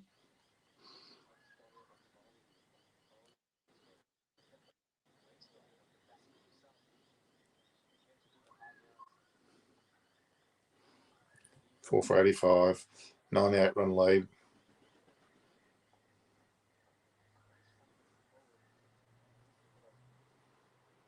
Coley day 3 left defended, 89% attacked, 11%. It's okay, but it doesn't mean anything to me really. Way too early. Could do this for the next 2 or 3 hours as far as I'm concerned. Let's tie the South African bowlers.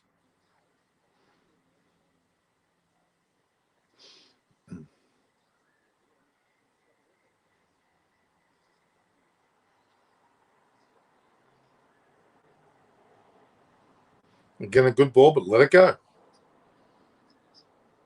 Yeah, 100 leaves almost there. You're right, Sharari. 100's not enough, though.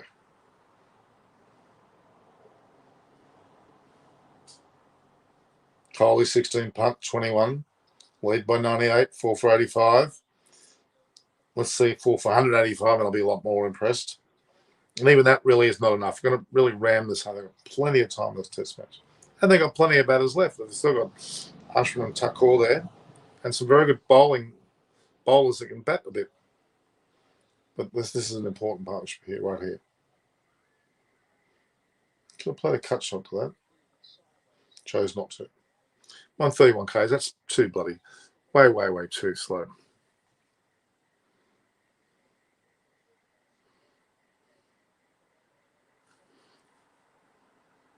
$250 lead would do. Why think that way? Let's score 300 and really make it impossible for South Africa to win. South Africa, there's no doubt, will not get 300. They'll struggle to get 250, but we just don't know if Alga hangs around.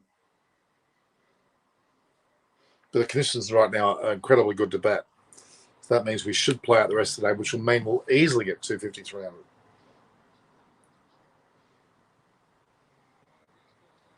Because Olivier I'm not excited by him. They're rating him obviously enough as ever. They seem to be wanting to give him a good go.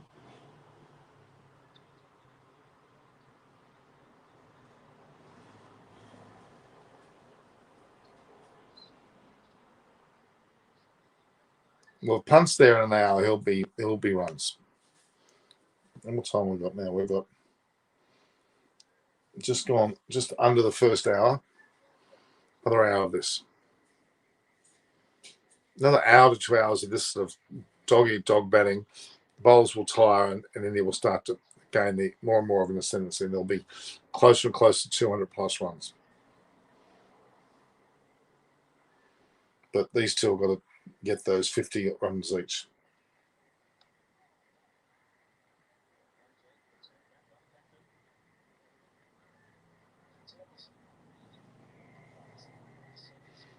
No need to rush.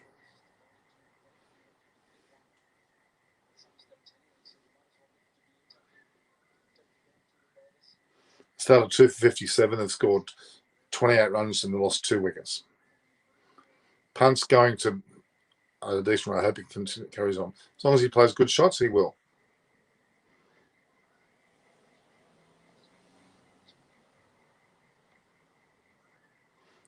There's a single there that punts. 86 the score.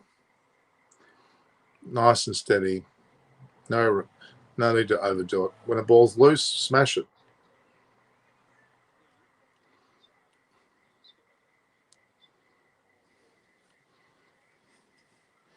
99 run lead.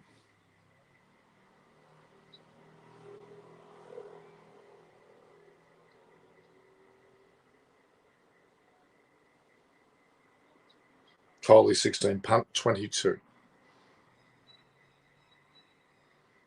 Coley should take Tyler this lead when he gets a loose ball. Yeah, that could have been cut. A bit close, mate. Coley's very careful. So 75 deliveries actually for 16. If punts there for 75 deliveries, it'll be 50, which is fine.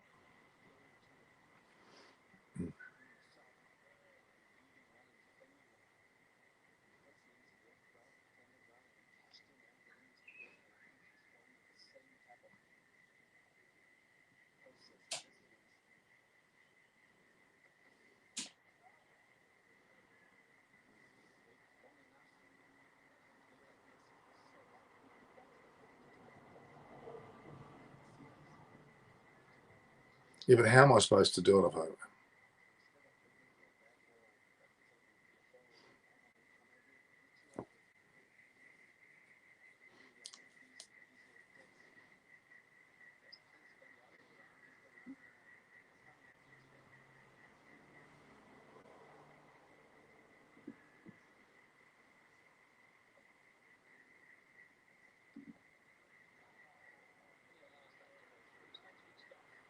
129 Ks is awfully slow.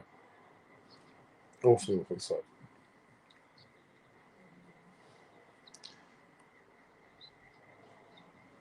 6-gun grill, Newlands, Cape Town. So the ground's been named after a company that's called 6-gun grill. I'm assuming it's a chain like McDonald's style restaurants.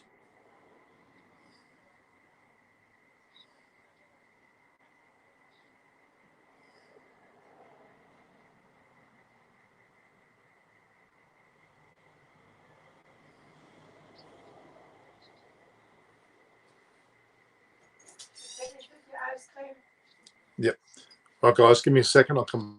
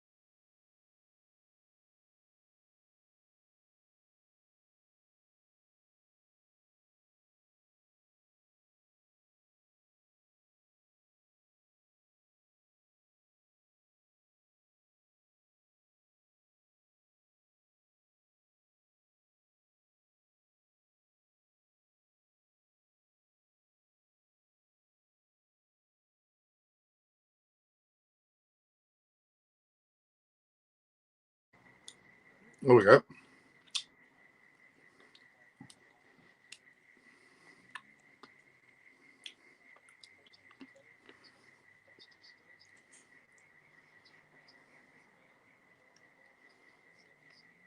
Four for 90.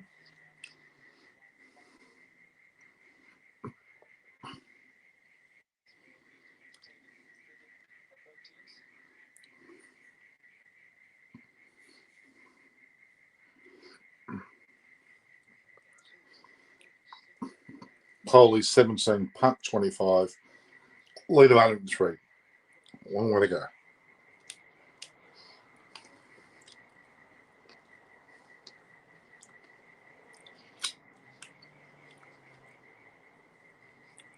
$200 is not enough, nor is $250. They need $300. Let's make an emphatic statement here.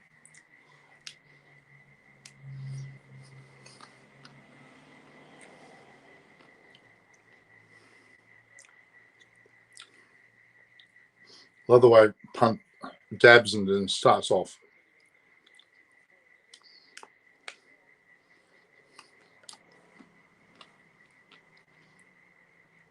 So they reached the drinks break. They scored 33 this morning, but lost 2 wickets.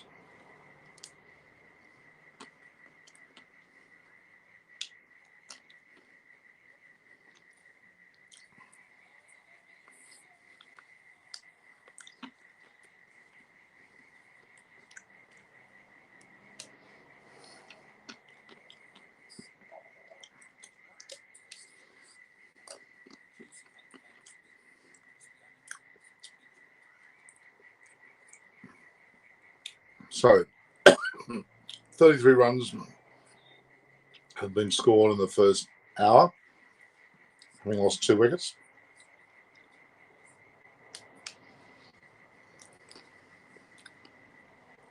Not good. Not bad either, but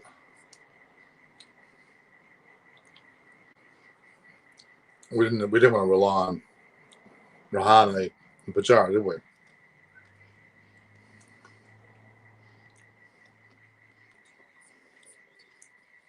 With Coley there's a great spirit.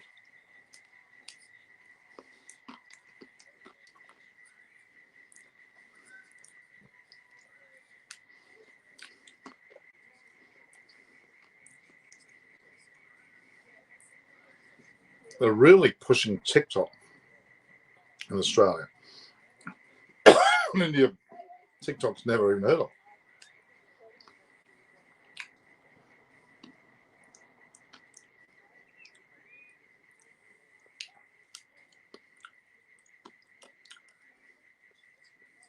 This is a Chinese company.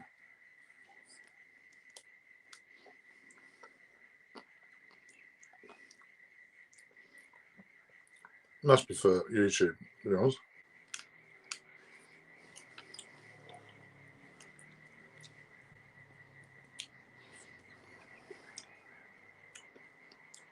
TikTok's a Chinese company. Why are we pushing it? What? YouTube's better standing than a wall.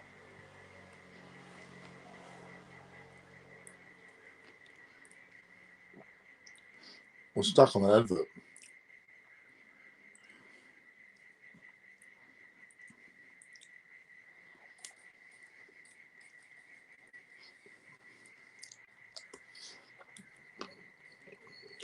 The dismissal of Pajara was a bloody good catch.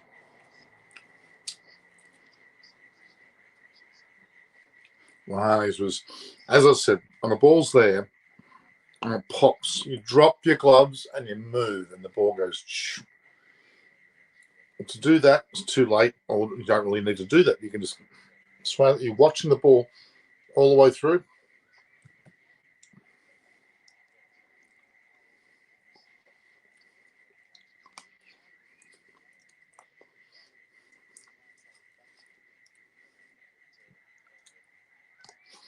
Look, both of South Africa's catches, dismissals, were very good catches. Could easily have been dropped.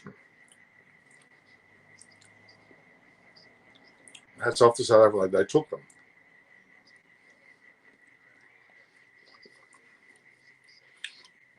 14 overs, 33 runs, 2 wickets, 102.36.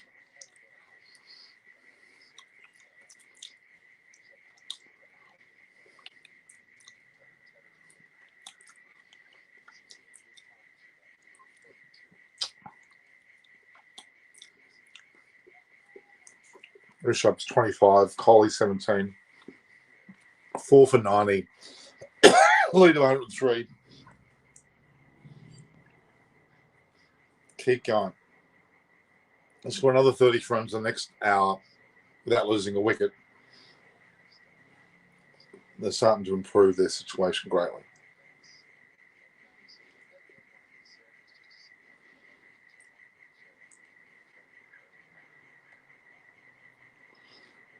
They really don't need to increase their run rate much more than this. 30, 40 an hour, 80 for the session, 60, 240 for the day. They'll then go well into the lead. So yeah, I'll take a leaf out of the books and do that here. We're losing viewers.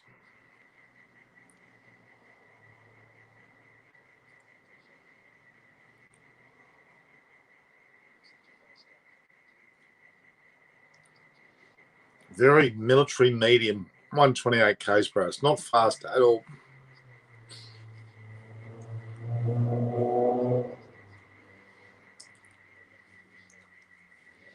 Australian team, of course, has had a major decision where we had the selection of Khawaja decided.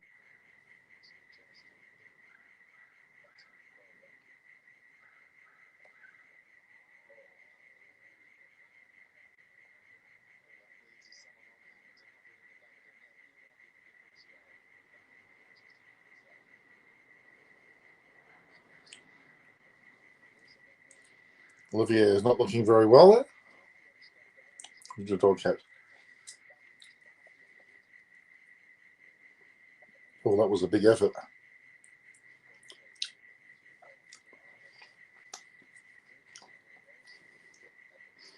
Unnecessary. Could have hurt his foot pretty badly there.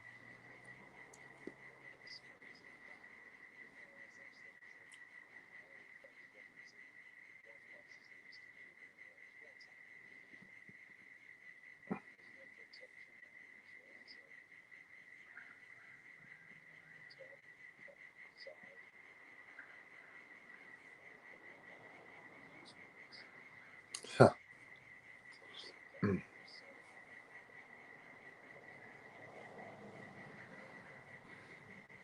Come on, YouTube. Let's get going. It's going to get slow. That's okay.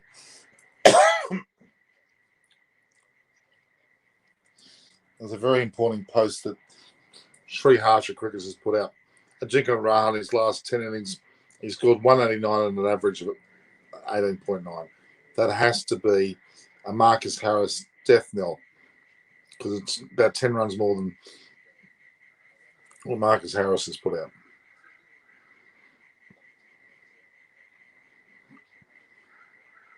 It's time. Rahane's time has come.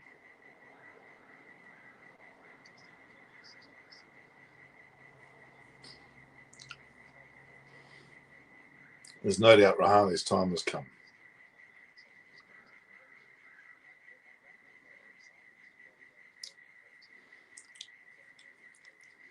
Something just not. He's hasn't scored 5,000 test runs. He hasn't had a great.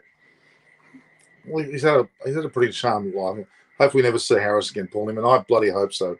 Annoying. Actually, he was an annoying player. He actually had this air of I'm pretty good and deserve to keep going. Why? He haven't scored any runs. Awful. I overrated something horrid. David Graveney was rating him in England. Well, let him play in county cricket then. Because he didn't do well at all on these commissions at all. I'm sorry. He didn't do it when he needed to. There's a single there.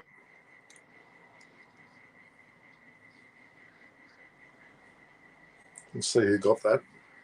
Koska hopefully can come back. Yeah, but when a man has 9 or 10 concussions, something's not right. Something's definitely not right. at such a young age, it's rather frustrating to see, but hopefully he can correct it. I've got my doubts, I'm afraid.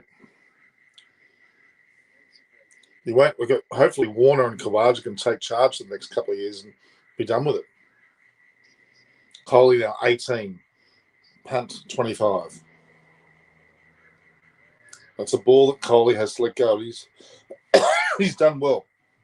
He's let that ball go. Continue to let the balls go outside stuff. There's no need. Spend all day doing that. There's plenty of time.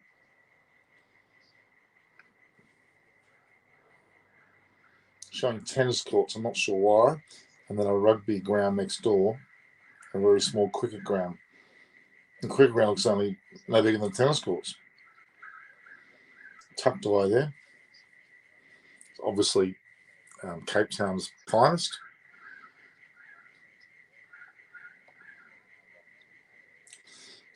So that was a ball that Coley in the past would have got onto the on drive and would have clobbered it for 4. Well, Coley scored 50. He's going to do it very slowly, but that's okay. It has to be a flaw in his technique, Pukowski's technique over Sheikh Sharma. You don't get hit that many times unless you're doing something wrong. I'm not bragging, but I never even wore a helmet when I was batting. I never got hit in the head. I don't think I ever got hit in the head because I learned I don't want to get hit. So, again, drop the gloves, sway, ball goes, but you're watching. If you watch a ball, you can get out of the way of it. If you lose control of it, you get hit. The moment you take your eyes off the ball, even when you're ducking, you're taking your eyes off the ball. I think it was, I'm not sure, Kerry Packer or Barry Knight, one of the people, said he used to bowl tennis balls and just bounce them all the time and watch the player know what to do. Okay, it's not a cricket ball, but you can learn a lot from that. Munching Mangs with Norman Kosnak. That's what I did before, yes. I certainly did finish that before. Yeah, it was a magnum. Why not? No, that's a ball that Coley could have cut, but I'm getting it. He's not going to. He's going to leave those ball. Perfect Wellington should have crossed 135 1 out. That's not a problem. Manager, they haven't crossed 135. That's okay. You got this is morning of the day 3. They've got days of, but they can bat well into tomorrow or early tomorrow. That's a long time. Easily get a couple hundred runs in that time. That puts them 300 ahead. Enough.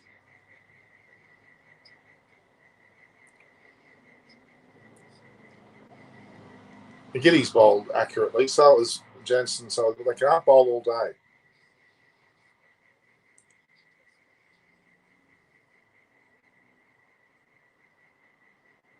Now, it's another shot that Coley would have probably played more aggressively. He's definitely a defensive mindset. That's okay. Let him get to 50 or 60 by tee and then cash in. Very happy for that situation. No need to rush. But don't be tempted to play that ball outside off stump. And punt can be a bit more freer. No problems. The important thing is they get through to lunch to start with. That's their first little... they've still got another 44 minutes before lunch. Crucial period now. Again, that's a ball that would have previously tempted Coley, and he's letting it go. Good on him. I'm impressed with Coley, actually. I think he's doing really, really well. Wasn't it that what Doug Wallace said? Packer had him and another player sent for coaching to deal with the short pitch deliveries.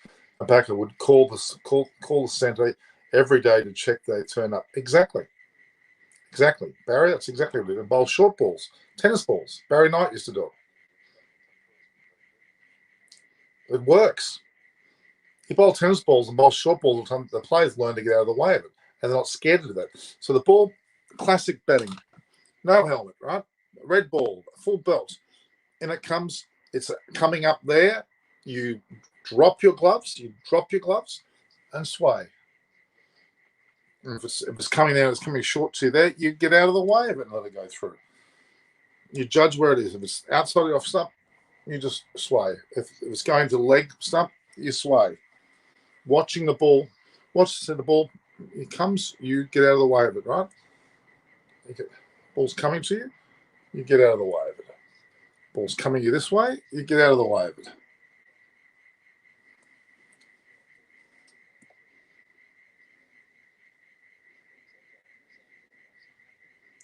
Doesn't see that.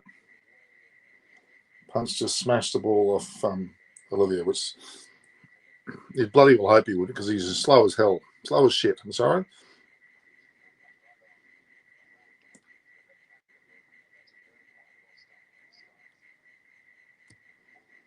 Four for 95. That's more like it. Punch moved to 29, looking good. Let's not jinx him. Touch wood.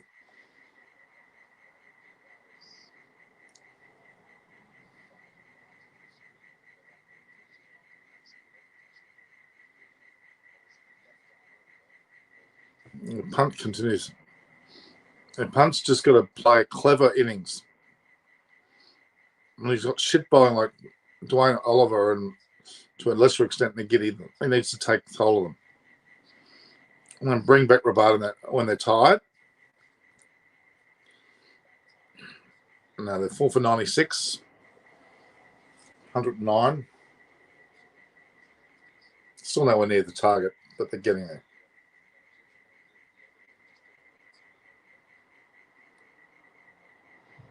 You can see Coley starting to gain a bit more confidence with his on drives, and when that happens, we'll see some. It was a slightly faster 133, but nowhere no fast enough.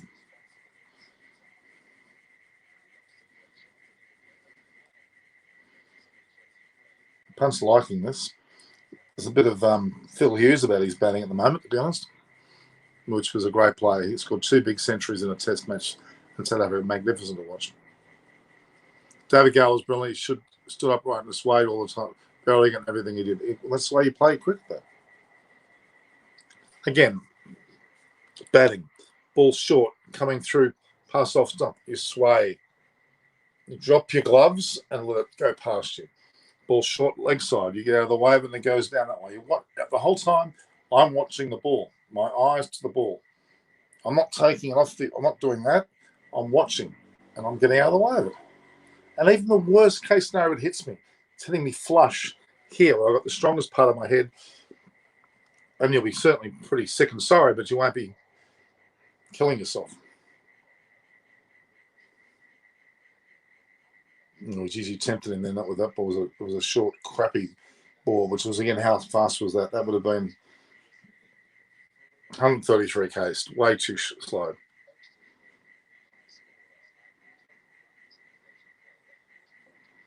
Coley's going to play a bit what Dean Elgar does. It's backbone. I'm not getting out to batting to the end stuff.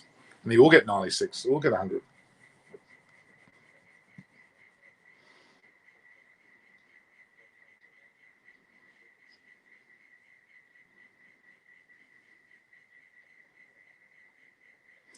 Very military medium rubbish.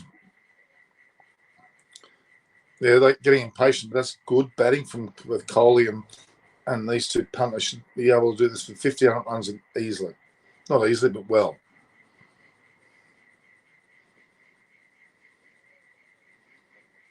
One rate slowly picking up, slowly.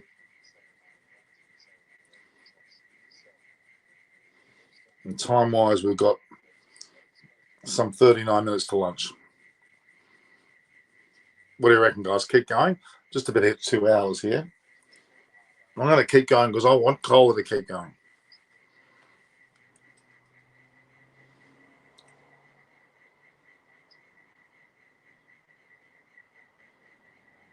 There's been 39 runs hit this morning, which is not, amazing, but 2 wickets have fallen, so they've got to make the 139. Rabada's already back on. This is interesting. Rabada's already back on. That was a relatively short spell from Nagidi and Olivia, and that's a sign that they're not happy with things. And Rabada's spell now, I think if they can get rid of, they can last this half an hour that Rabada will be on for, you would think. They'll go at least to lunch, Paul Newman. I will definitely stay to lunch.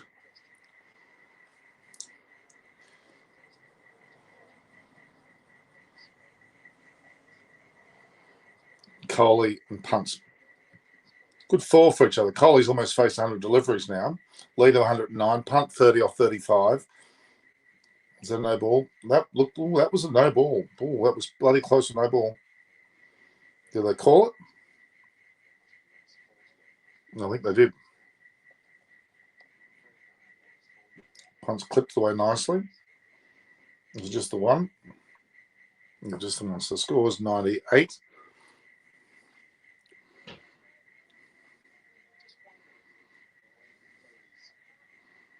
So it's getting there. If they don't lose another wicket to lunch, then they're in a reasonable situation. Losing 2 wickets in a session is fair.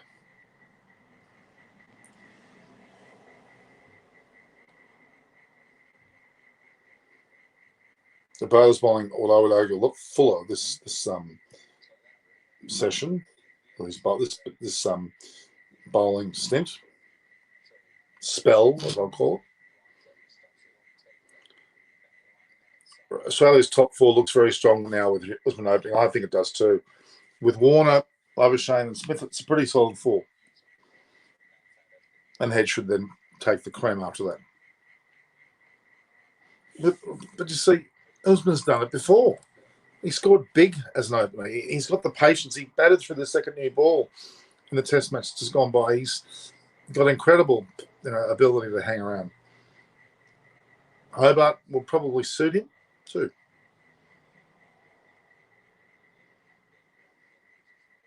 Four for 98, lead of 111.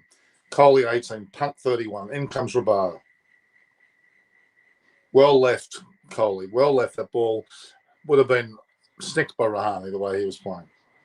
Kohli's let it completely go. Knew it would be well over the stumps, although it was close off something. It was well over. So session 1 goes even by both India. Well, with no wickets fall from India, yes, I'd say it's pretty even.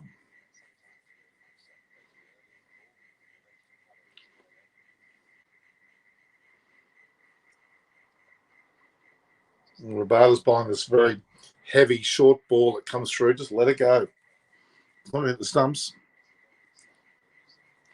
Still got 35 minutes to go, guys. There's still a fair bit of time. Yeah, Rahane, my God. He has scored a 50, but on a 48, but not much.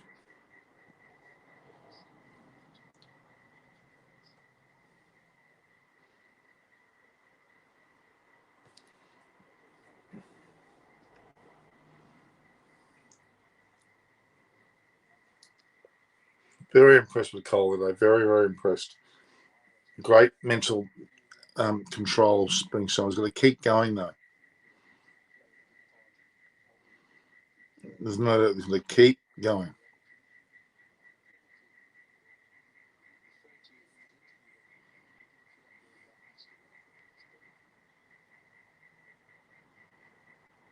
It'll be Rahane's last test. I think so too.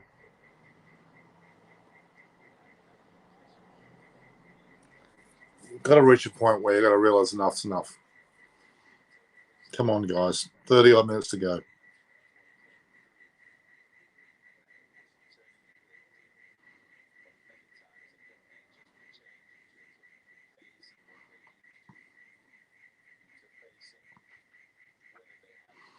Let's go. Where is it?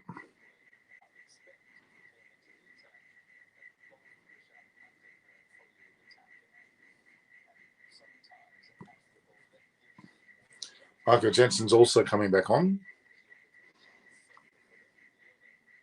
I wonder if they're going to bowl the whole half an hour at these two.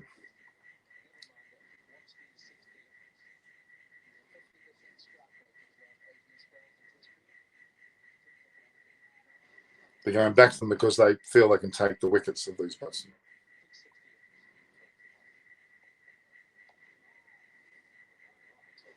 Punt's doing it quite well, actually.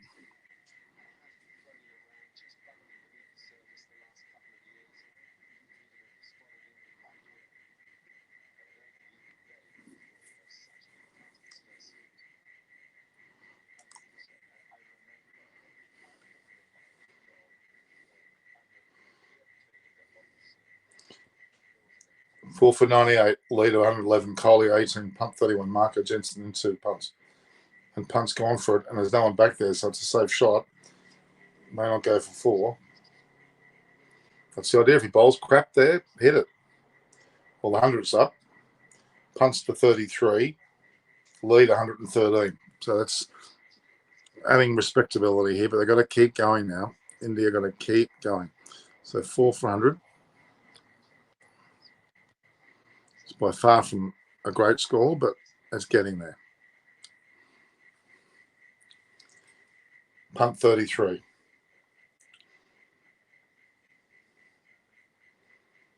Is that McGiddy on the sidelines? Did he have a bit of a rest? That's a bit unusual.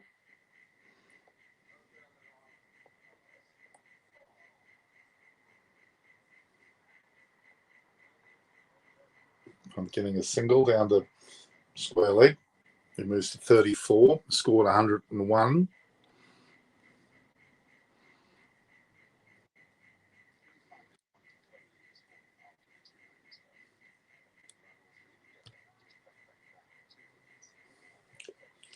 Leave 114, still nowhere near enough.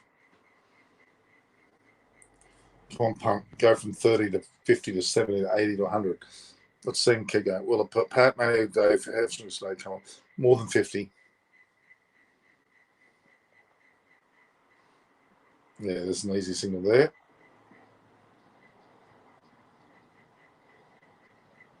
Punk, Jansen's nowhere near the same that he was in his first spell of today. More potency there in his first spell. Even Rabada's not quite at the same revs.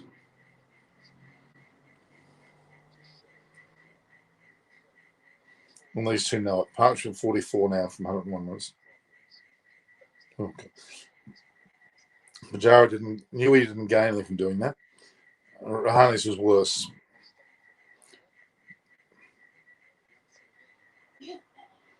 There's another single.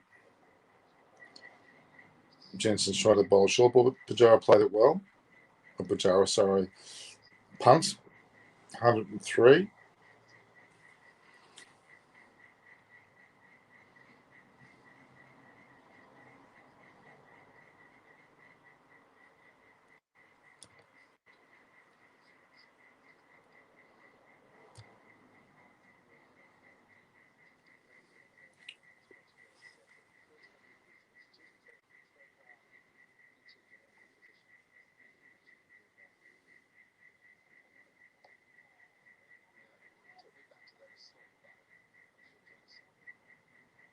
Pump 35, Coley 19, 4 for 103, some 116 in front.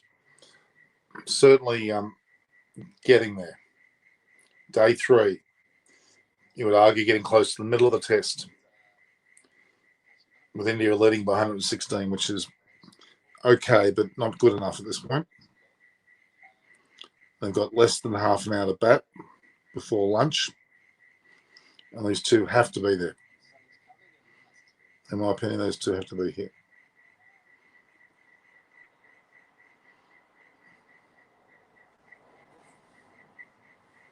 So India to resurrect their bad start this morning, they've got to be 4 down at lunch.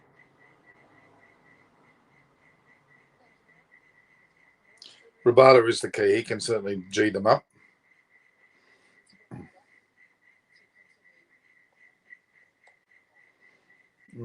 Not sure what Coley was doing there.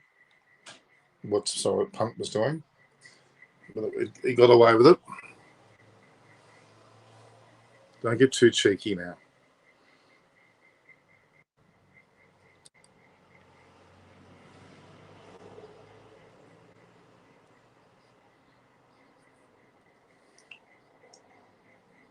Four for 104.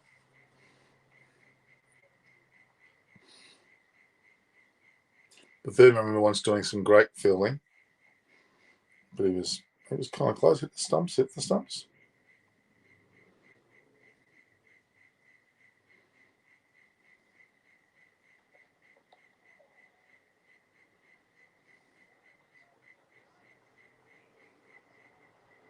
The extra bit of pace doesn't make it a different 136. By no means fast, Will the game go into the day 5? Well, India have to bat the whole day today to make any chance of that happening, and you would think not.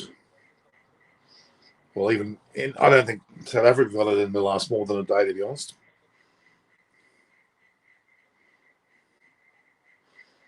This is day 3 before lunch. If India is still batting by the end of the day, then it may go on a day 5, but it should be an Indian victory.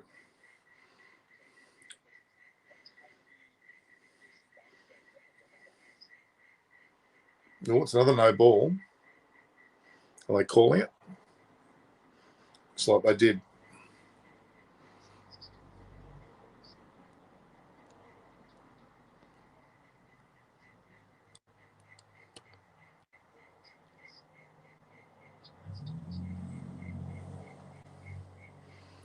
Four for 105.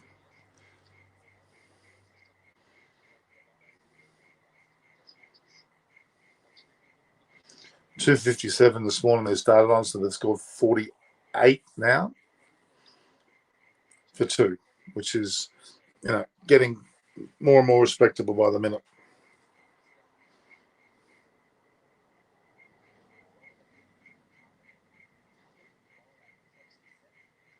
Conveer concentrating on Rabada's bowling. Good defensive shot.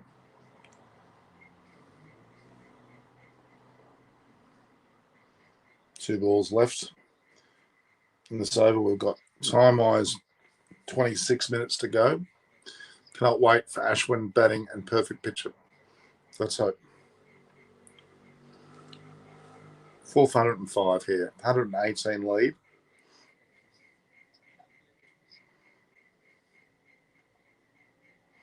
Well left. The ball didn't do much, but snickable, and he doesn't want to snick.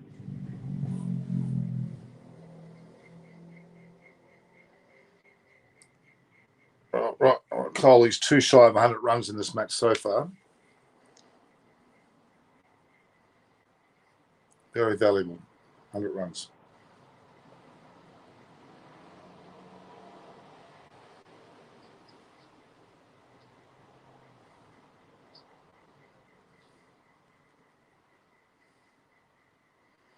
What happened with Rabada? Lost his run up. Yeah, get rid of Rabada this spell. Then he'll probably come back after lunch at some stage. But he'll start to become less and less effective until a new ball comes, which is still well away.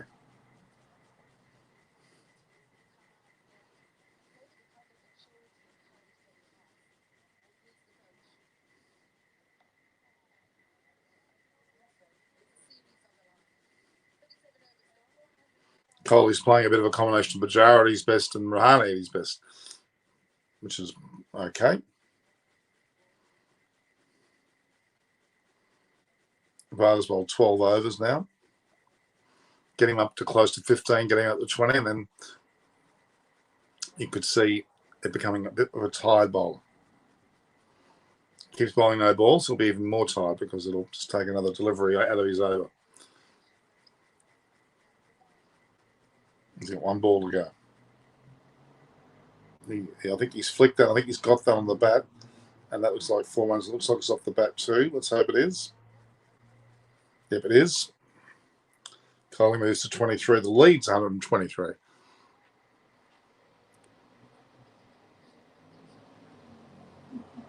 Four for 110. Oh, it's better. It's starting to look okay.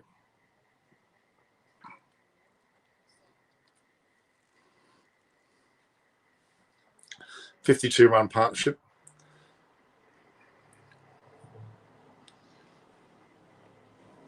$53 runs in total today for 2 wickets.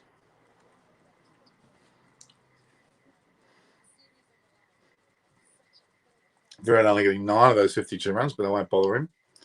36 to Rishabh Pant. That's fine.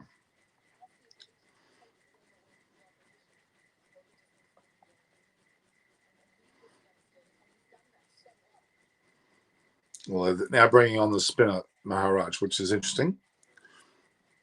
It's a sign that, fast bowl's not working.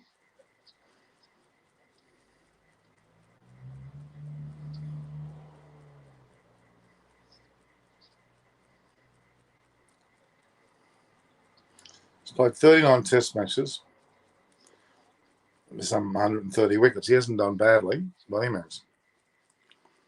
39 test matches. I didn't realise he played so many. Punt's just got to bide his time. If he's going to hit him where there's no fieldsman and hit him hard.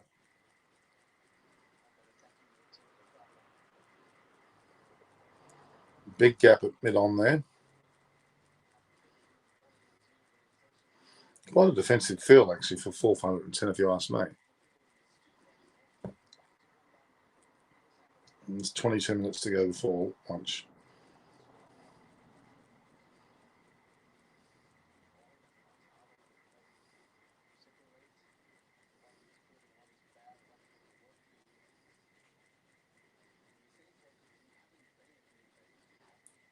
It was incredibly important for the next 27 minutes for India not to lose a wicket.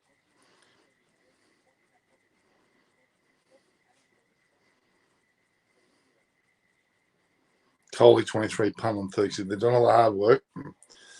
Both deserve 50s.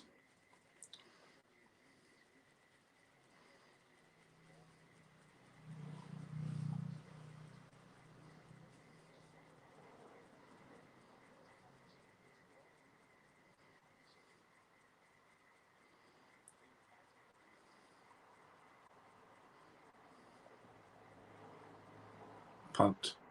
Still going on.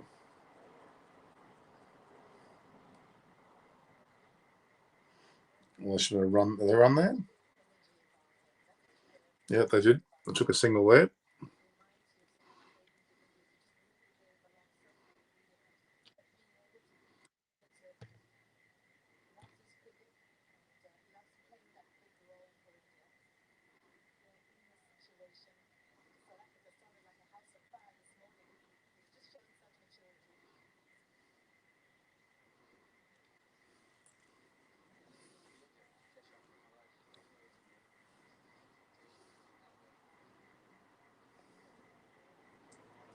Punt 37, Kohli 23.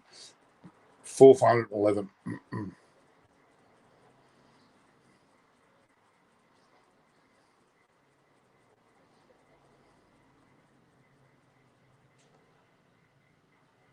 It was well fielded.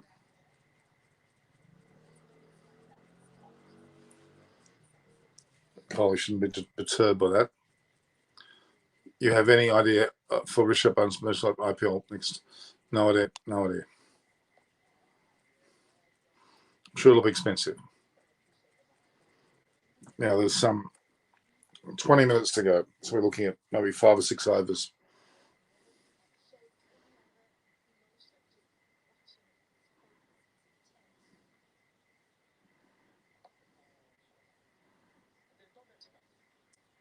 Kohli should have no problems with Maharaj's bowling.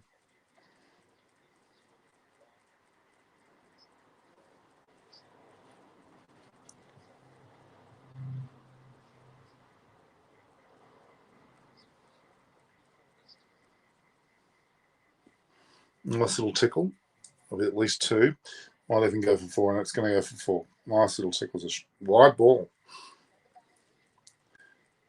Kohli to 27, score 4 points. So Kohli's hit more than 100 runs in this test match. That's great significance.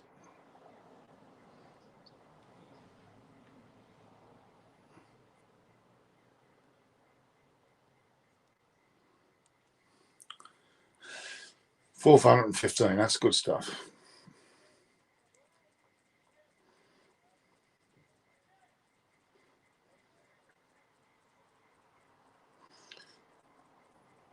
So they hit 58 this morning. Baram did from, but I'm in love with your conversation with Baram. Thank you. Kohli 27, Punt 37. Bit of a partnership happening here now. Extras are 24. That's quite a substantial amount of extras. Third highest score, actually.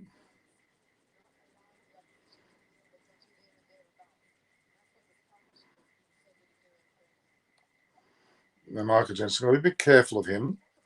His replacement Rabada. He's got to be careful of his short ball. Punt's not going to get too carried away now. He's only got some 18 minutes before the break. Good solid play to the break. The 258 for this particular session, and it's getting to a reasonably balanced, even session if that's the case.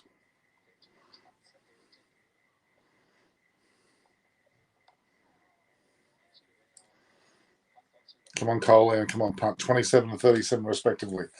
Michael Jensen's taken 2 wickets. 4 for 115. Lead by 128. Increasingly important. 50 plus more from these two will certainly set the scene nicely. But not a winning victory at all, but it'll help the score along. Both these guys deserve 50s at least. And that was a ball which was short, wasn't that short? Punt did control it nicely. 116 the score. Punt's on 38 now.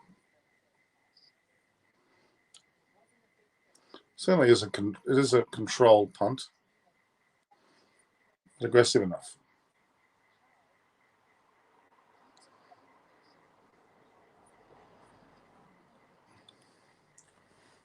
4 for 116.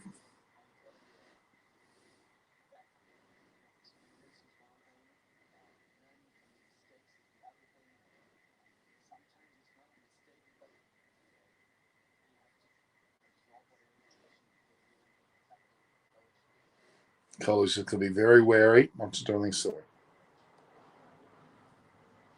I'll enjoy the ball coming back in and all that. Coley 27, punt 38. 4 for 116. 129 the lead. Jensen with 2 for 21. Not bad figures. And we've got some 16 minutes.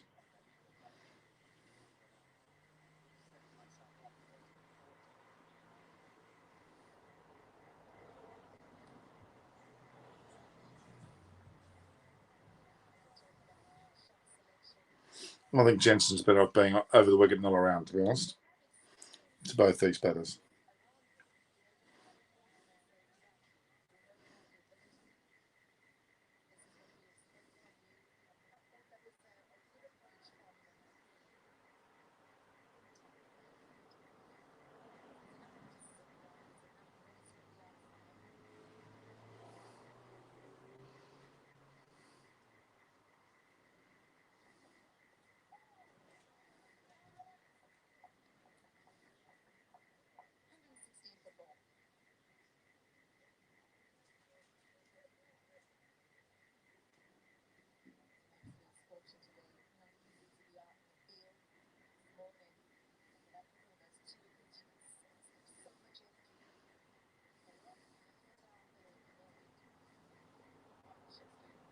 Lead by 129. Is there an end of Pujara and Rahani's career? I think it is. Has to be. Pujara, well, definitely Rahani. Definitely Rahani. We've still got another 14 minutes to go. We've got 3-4 overs to go.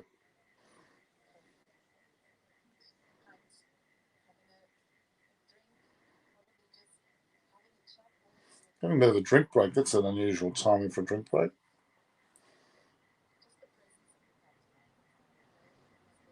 Very might be a bit of a headache.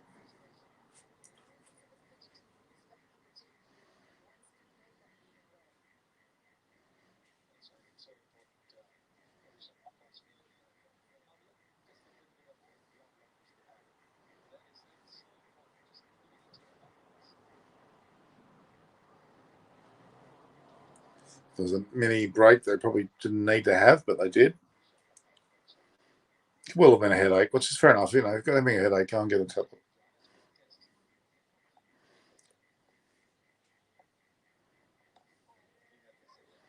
This is one-handed stuff from punt. I don't like that.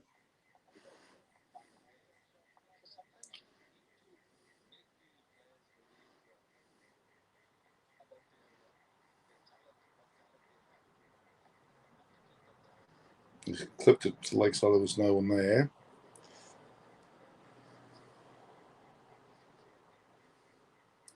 Single to punt, puts him on 39.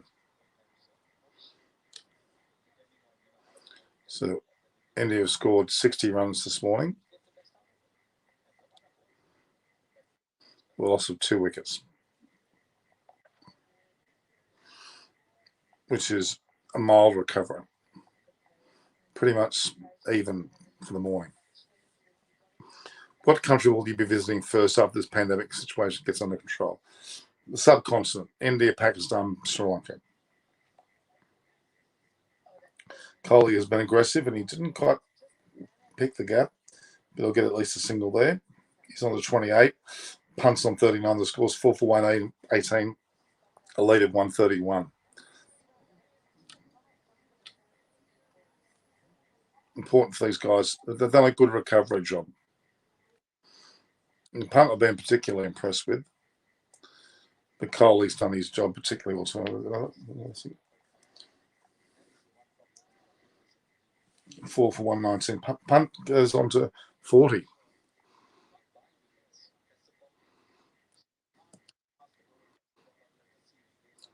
Punt might get a bit adventurous and want to get his 50 before he goes on the break. Let's see if he does it. It's 132 lead. This is turning out to be a good partnership.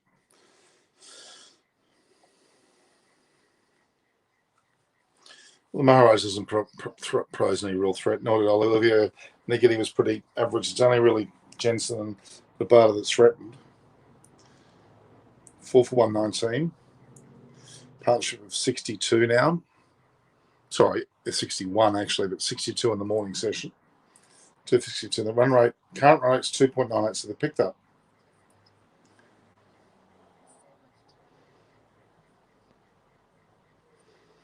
Punt's obviously been a major part of that with 40 not out.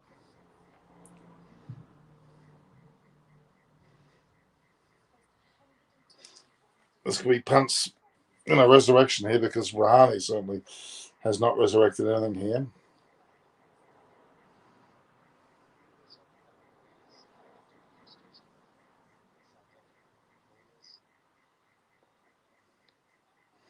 Yeah, Punt's getting a bit adventurous. That was not there to pull at all.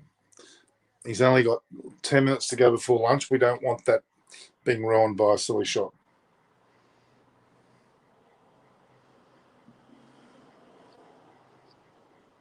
The bowling efforts of South Africa slow. I know that was a little break that Kohli had, but South Africa is not in any hurry to get through these overs, which is a bit frustrating.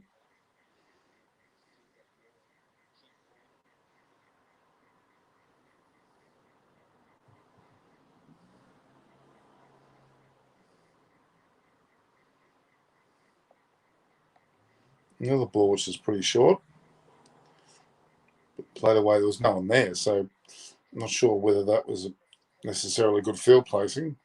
120, punt on 41. The score starting to look mildly respectable.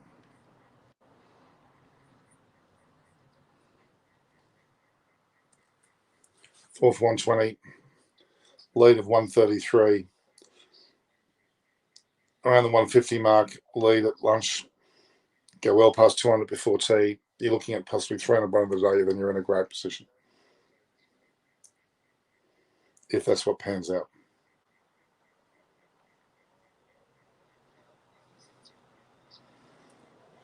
Jensen's starting to lose his pace.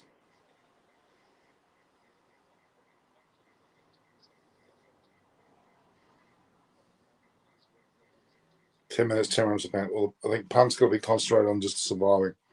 Not surviving, but getting through that period. So 8 minutes to go. Come on, these two. You guys can do it. You hit 63 this morning so far. Well, 62 through the team. So it's not the Christmas of a Kohli shot. We normally would have blasted it through the mid-wicket area for 4, but it's all right.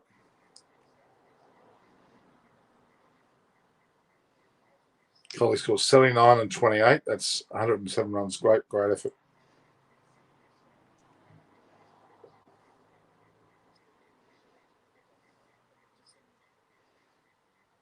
All this hard work, he's got to keep going. That's the way to play now. Watch that. Dropped hands, swayed his head, played that well. Bent his knees as well, which maybe wasn't that necessary, but some 7 minutes to go till launch.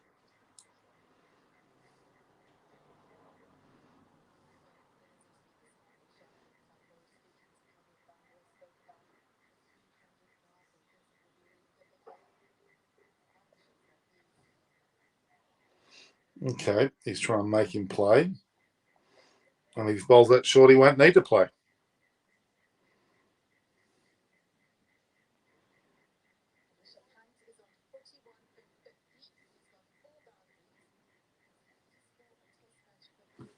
So they're calling for gloves maybe again.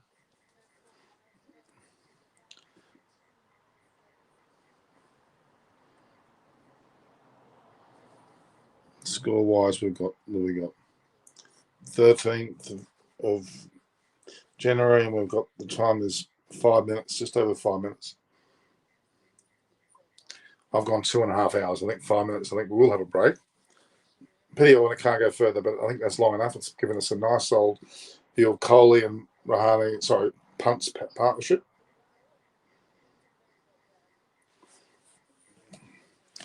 I'd say there's pretty much certain South Africa won't be winning by 7 wickets this match.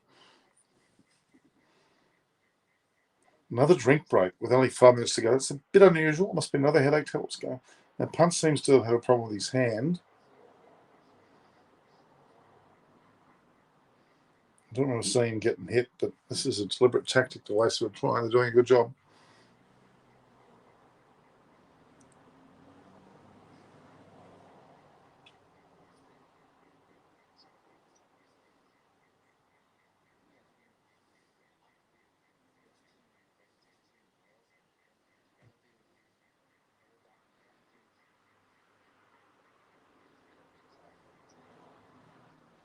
I like the way that the batsmen have a bit of a chat, the umpire, a bit of a giggle. Makes the umpire's job worthwhile, doesn't it, when they have that opportunity to have a chat with Virat Kohli, the champion that he is in the middle at this time of an innings. You know, he's been hit by the ball there, certainly. His little finger there. He's definitely been hit.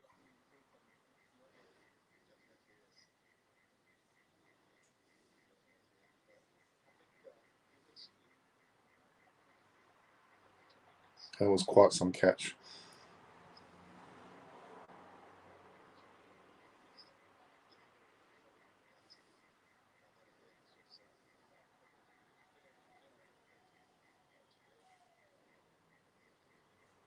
Two good catches. Kohli's playing it, so he's playing a captain's innings, what I would describe it as. Will Kohli play the same way after lunch? Is he going to? It'll accelerate somewhat. But with Punt going, he can stick around and be 70, 80, well, goes for 100. And Kohli should go and make it 100. That's what they want to try and do.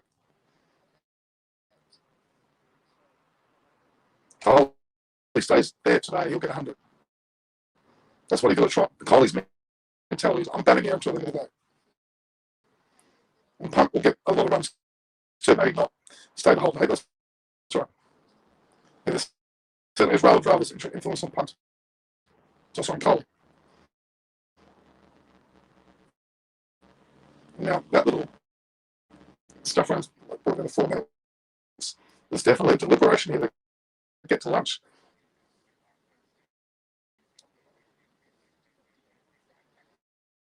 They're both learning the art of Test cricket.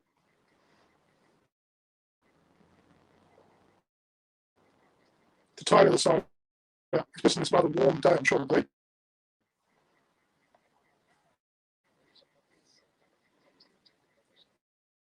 I'm sure they're going to be careful because he hit the ball. Fix my mic. What's wrong with my mic? Yeah.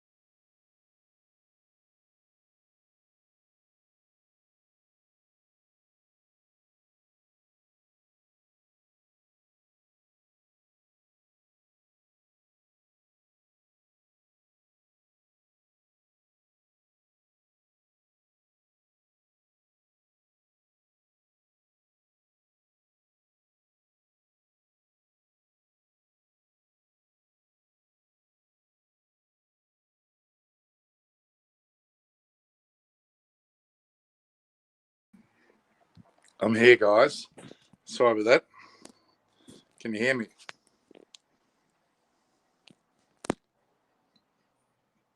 Well, I missed the 6. Damn it. My phone actually went dead. Sorry, guys. We'll see a replay for that.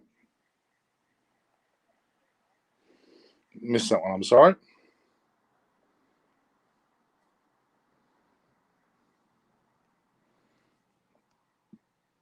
Yeah, unfortunately, my phone went dead, and I didn't have a chance to update you on that score. So it was a pity. 127, fourth 127.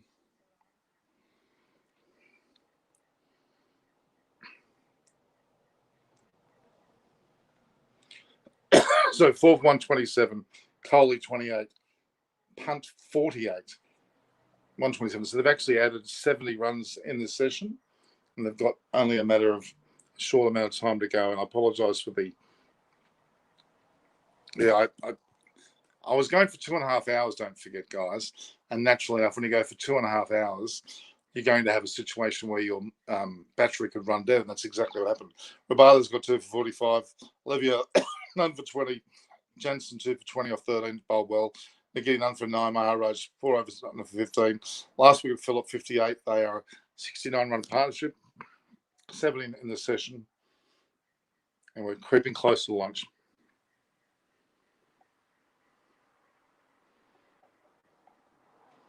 Marco Jensen. Punts 50 is not relevant here. These gritty knocks are what makes tests interesting. I totally agree. Now with a lead of 140, very important. This partnership has been extremely important. Rahane and Pajaro, hang your head in shame.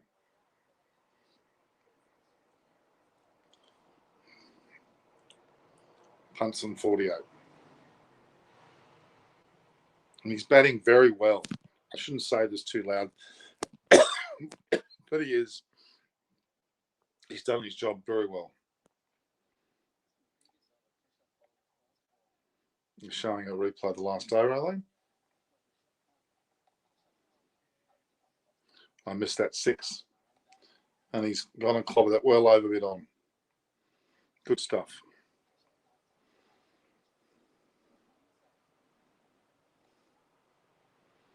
Looks like we might get 2 here. There it is. There it is. Rishabh Pant, 50 not out. Great morning session for Rishabh Pant. Very important 50. A lot of clutch from the Indian team bench. Fourth 129. Leader 142. Brilliant performance. And obviously big hug from Virat Kohli. Deservedly so. Extremely important innings in the context of the game. They've scored, 72 in this first session, considering where they were 2 wickets down. It's 72 in this session, 71 in this partnership, and lead by 142. They've doubled their lead. Yeah, and got to be careful now just to keep his head. You want me to keep going, guys? Or we've had enough? I hope he gets 50 more after lunch, and I hope Coley does too. A 142 lead is starting to get much healthier. Now we're starting to get a bit of respect into this innings. They've got to keep going, though. They've got to be well over 200 by the afternoon tea, by the tea break. Nice little tickle there for a punt, goes to 51, score 130. This partnership now, this session's led to 73 runs, losing 2 wickets. It's certainly not, it certainly is either even or in the favour of India ever so slightly. I think slightly in favour of India this session. I would just think they've snuck ahead after a great start by South Africa. They've recovered sufficiently to say that they've just won this session. Fourth 130. Now is that it? Is that lunch? I'm not sure. does look like lunch. So there it is, lunch. Fourth 1:30. And you're a fourth 1:30 that had a partnership here of 72, 73 in the session. Lead by 143. And they have resurrected the situation. 26 overs, 2 for 73, as I said, 12.4 the over rate, run rate 2.81. Pretty much good stuff there. With Coley not out. And so is Rashad Punt. All right, guys, we might call it off there. It's been a great lunch session. Talk to you again, hopefully tomorrow with a great result, or maybe later today. All the best, guys.